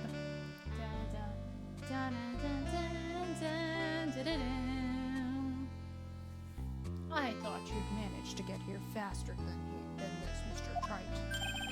Prosecutor Dodo, I didn't know you were here. Prosecutor? How come you didn't show up at the trial today? Huh, I I could ask you the same question. I was ill. Huh? But I had a cold. I had something slightly more important than a common cold to deal with. The importance of which is something you have no hope of ever understanding. Imagine it's like, I mean, Phoenix didn't mention it, so this could be conjecture, but imagine it has something to do with Mia. Because we know Mia and Godo have history. Maybe he was like visiting her or something, and he's like, no, I can't be in court. Enough. I believe I have the measure of you. You are the very worst kind of prosecutor. What could be more important than a trial? My dead girlfriend! Who's the wild mare, Trent? This is Miss Von Karma. She was the acting prosecutor in your absence today. Huh. Well, I guess I owe you that. But you can go now, Princess. It's time for the big boys to take the reins. Just who do you think you are? This case is mine. Hey, Philly, know your role and shut your mouth. I can't stand all the. Oh, that's not very nice, Godo.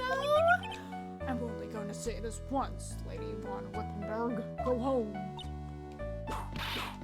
Phoenix, right? Why? Why are you taking it out on me? Yeah, well, what are you hitting me for?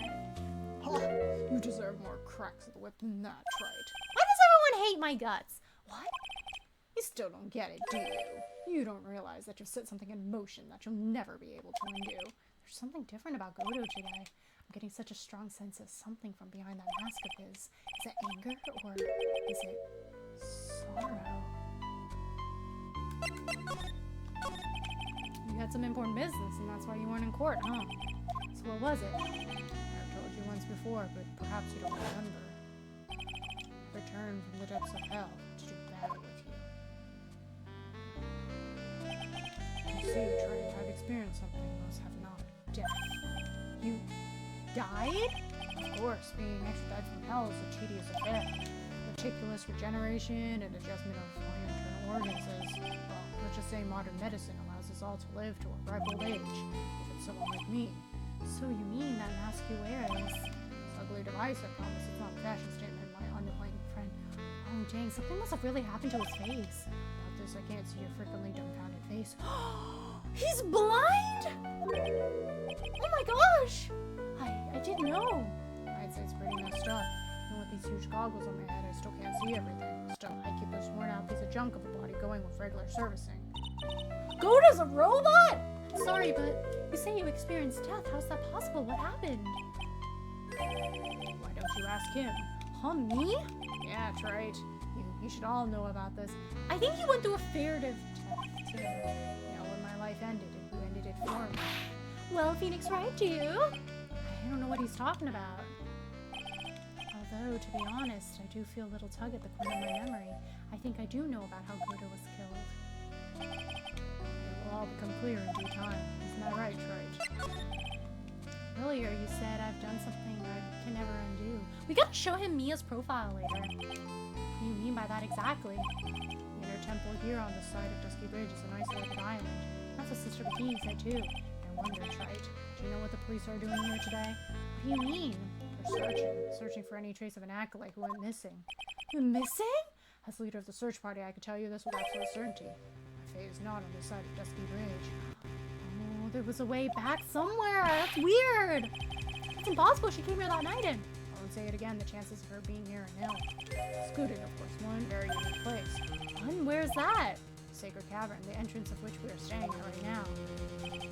You know, that cavern's gotta connect somewhere, right? What if it connects back to where that statue is? Because remember there's this weird little cave behind the Mystic Amy statue? This is the only place that the search party has yet to explore, so They haven't searched that cavern yet, huh? be aware, though, that the temperature inside frequently falls below freezing, even if she were in there.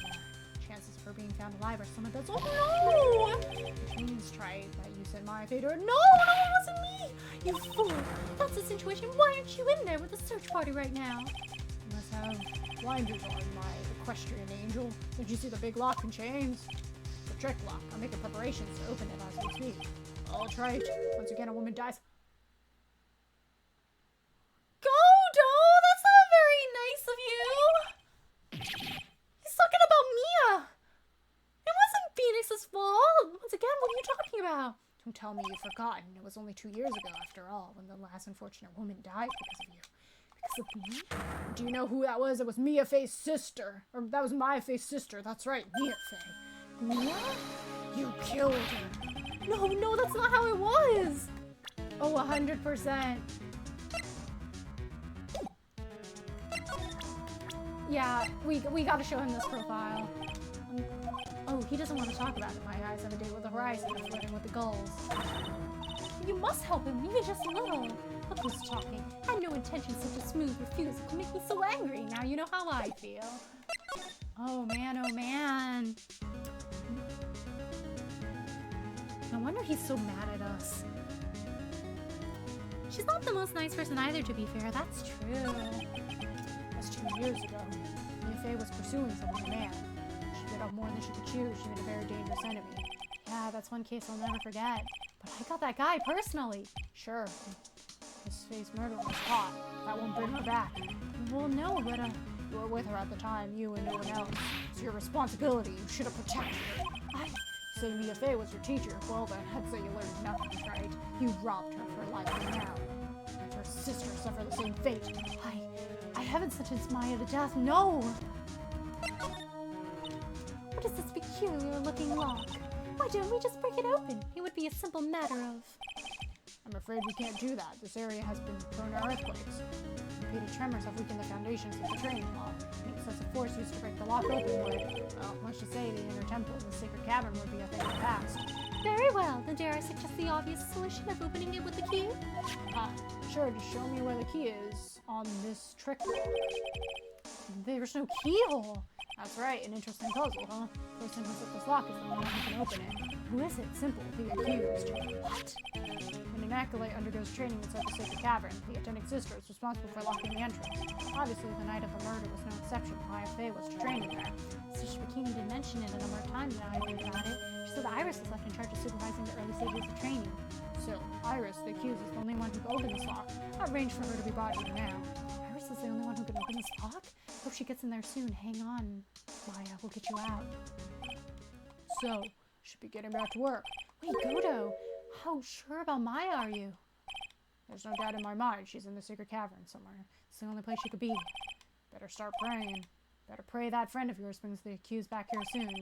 Edgeworth? Listen here, Trite. There's only one thing I want to say to you before I go. I'll never accept you. Never. Dang.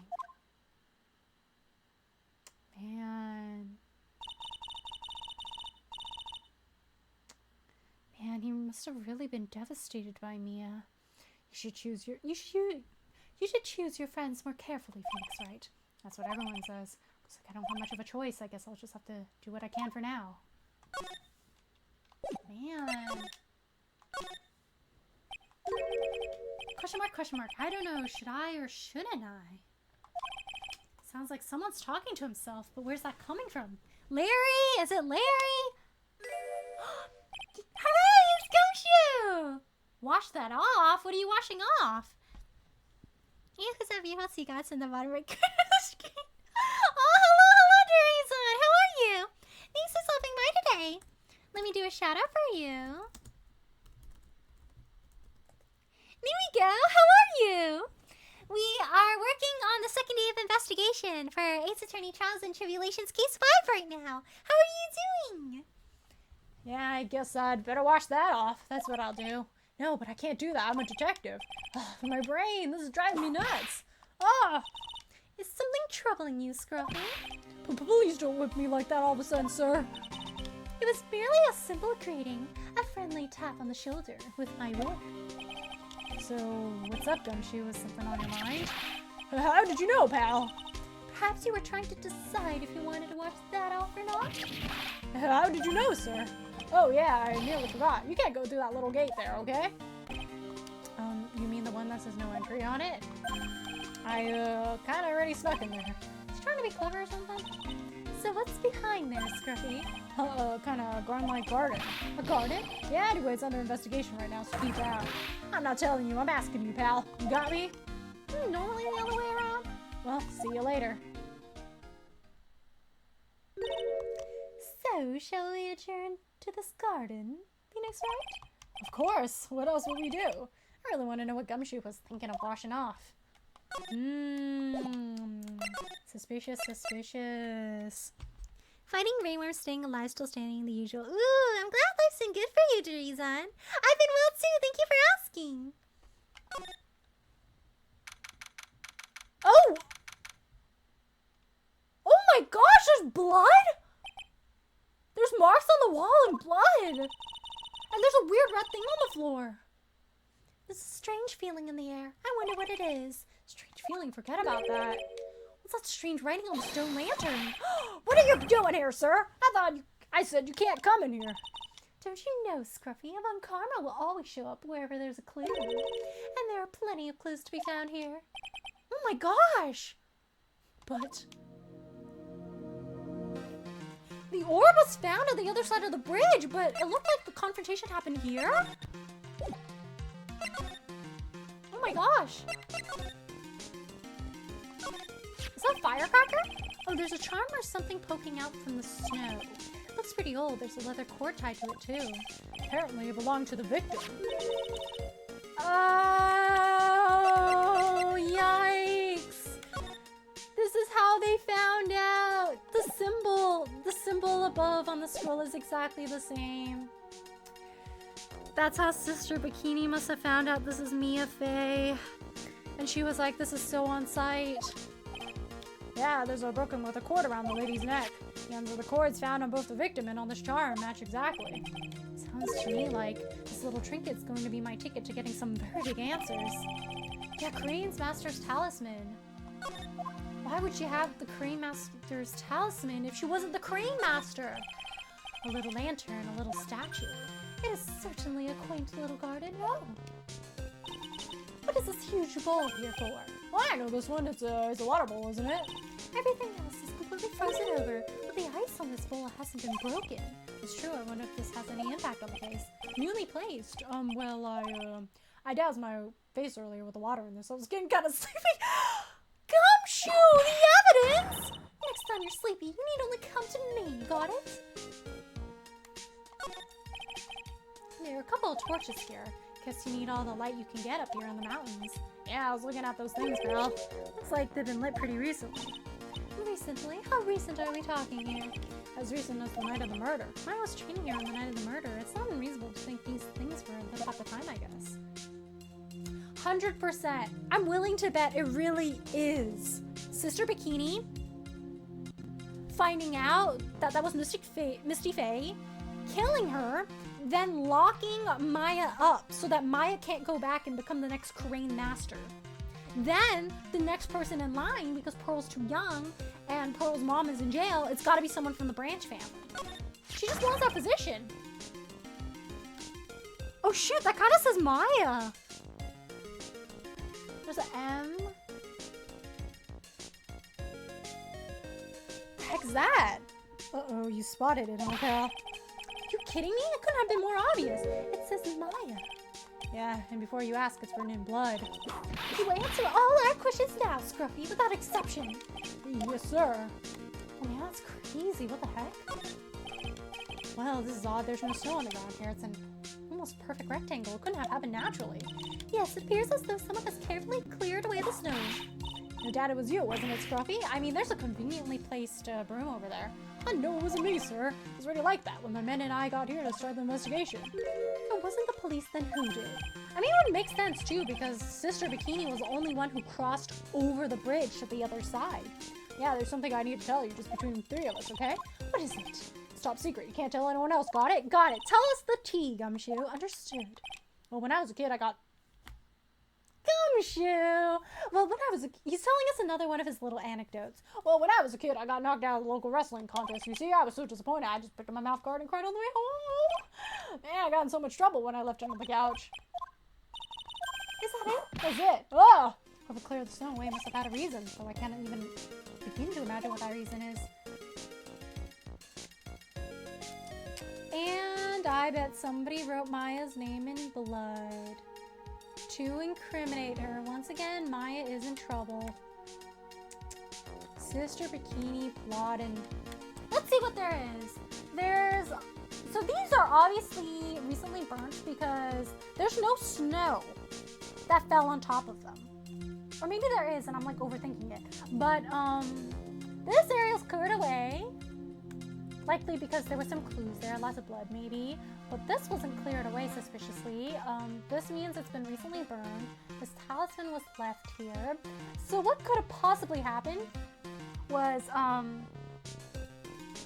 Pearl was over here. And we know that Elise was looking for Pearl. So Elise probably crossed over the bridge to try to look for Pearl. And then she met Bikini here.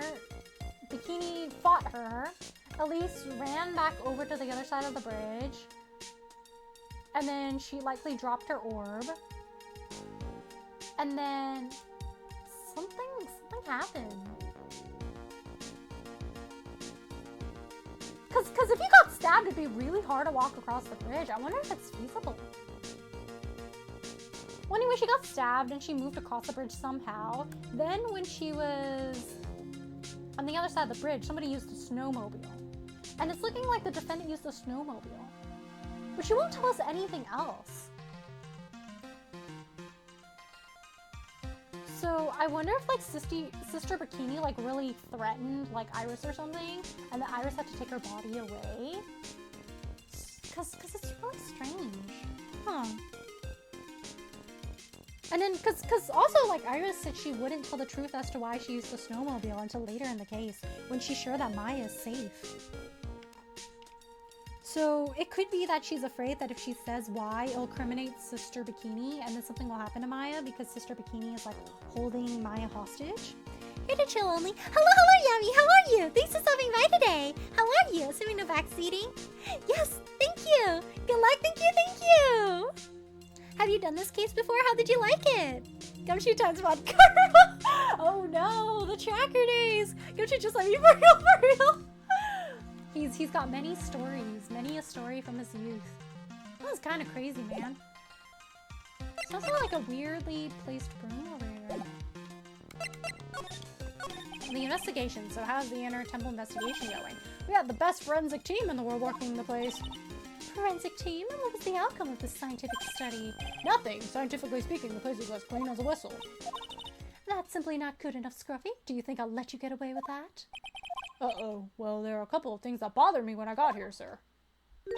Yeah, the blood, mostly. That stone lantern in the surrounding area that's not covered in snow, correct? Looked kind of fishy to me, you know, scientifically speaking, so I got the lab boys to look them over. Results were, it's kind of hard to say, actually. I want to find out if the blood on her orb is the same as the blood that's on the stone lantern. So I better look into them myself. About Maya. Oh, did Mr. Godo tell you yet? Yes, we heard. He's got a search party out looking for her, but there's nowhere else she could have disappeared to on this side of the Dusky Bridge. All we can do is wait for Mr. Edgeworth to get here, pal. Mr. Edgeworth, he's escorting Iris, the defendant, over here. We'll have to wait, since she's the only one who can open the door to the sacred cavern. Oh, I think Mr. Edgeworth wants to talk to you about something too, pal. Oh, huh, I wonder what it is. Just don't be expecting any good news when you talk to him. When I spoke to Mr. Edgeworth, sounded so down. I was drowning. Oh no! Sounds pleasant. Maya, so these letters are written in blood? Yeah. What's worse is the victim's like, ooh, yikes. That's really incriminating. Poor Maya's accused of murder again? She would not murder her own mother. I bet at some point they'll be like, okay, then prove the victim did not have an intent. And that's when we present all the evidence showing that that's actually her mom. Hello, Zarf, how are you? Thanks for stopping by today. Let me do a shout out for you. Here we go, how are you? We're working on the second day of investigation right now. Huh, is this Miss Atoning's blood? We haven't done a detailed analysis yet, but it's looking that way, pal. Most interesting. Phoenix Wright, I presume you know, don't you? Why Maya's name is written upside down. You know what, that's really bothering me too, but I just came up with the answer as a result of my own special gumshoe investigation. Really? Do tell. Well, on the night of the murder, the stone lantern was upside down. Huh? Gumshoe what? Anyway, there's really only one logical explanation to this mystery. Miss Dunham herself wrote these letters herself in her own blood. Yeah. She must have been like slouched over and then wrote it like that. From the writing and the victim's blood and the other clues left behind, it seems pretty likely that this garden was the scene, was the scene of Miss Elise Dunham's murder. somehow she was transported to the bridge, and then she dropped her orb. At least that's how our current theory on how the events took place now. What? So Miss Stoon was killed here? However you want to look at it, that's what people are saying now. And what Sister Bikini saw in the courtyard of the main temple was... Well, what was it? A crime? What did she say? What do you think, Miss Von Karma? Surely a special gumshoe investigation would reveal the answer now. Wait a sec, the bloody writing and all the clues here. Someone could have easily set all that up after the murder, right? Sorry, but that's not an option, pal. I'm pretty sure Sister Bikini, like, signed Iris up to look like the perpetrator. Why not? How quickly you forget, Phoenix Wright. Ever since the incident occurred, this place has been completely inaccessible because Dusky Bridge was completely burned out. Yep. I was overseeing repairs of the bridge the whole time. No one came over here before me and my men, which means no one could have planned all this stuff here, pal. I can't think of a counter-argument to that. I knew it. Should have washed the blood off the lantern as soon as I got here. This really was the scene of the crime that I need to figure out exactly what it was that Bikini saw. Ooh, I got theories, guys.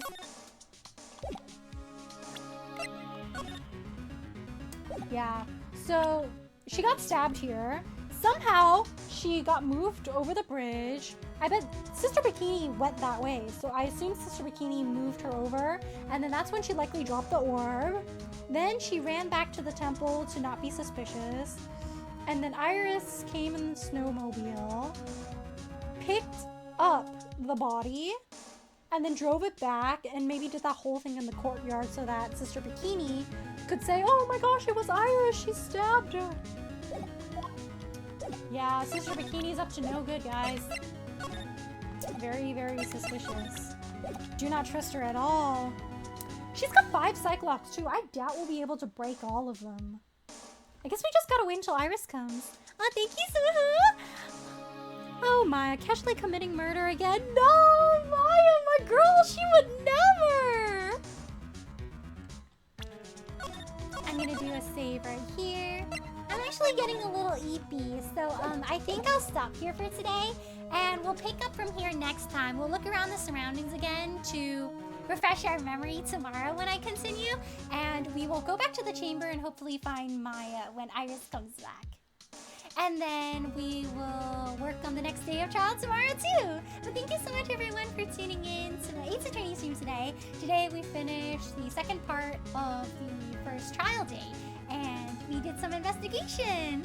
Tomorrow at around 8:30 p.m. PST, I'll continue from this point on and work on the rest of the investigation, and then on the next court day. And hopefully we'll find more answers, because there's a lot of things not adding up here. It's really strange.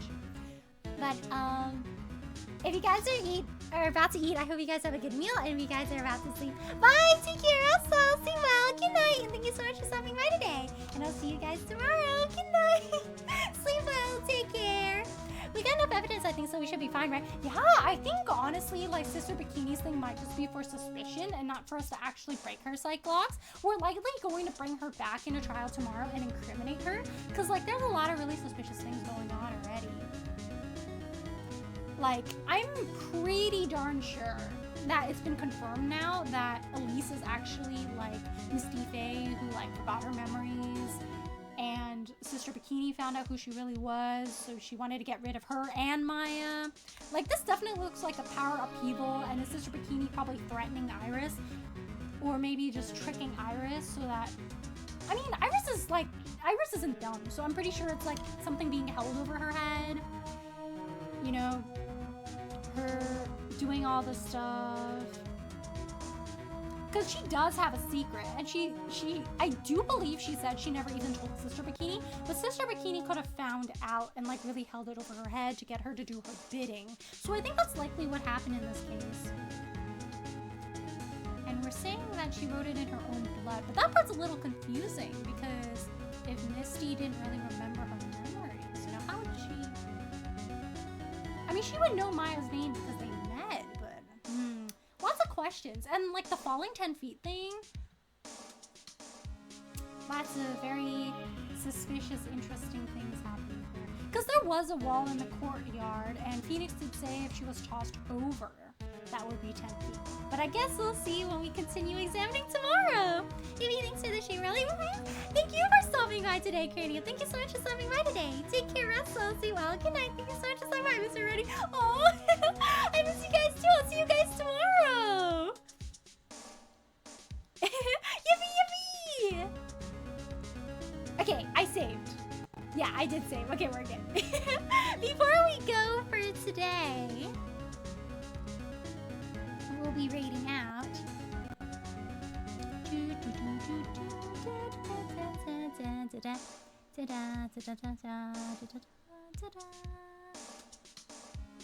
Today we'll be raiding Stingray VT, who's playing Bloons TD6. So let's go over there and show them some support too. But take care, everyone, and good night. And thank you so much for stopping by today. Bye. Take care, also. Sleep well. Good night. And thank you so much for stopping by. And I'll see you guys tomorrow for some more Ace Attorney. Good night. Sleep well.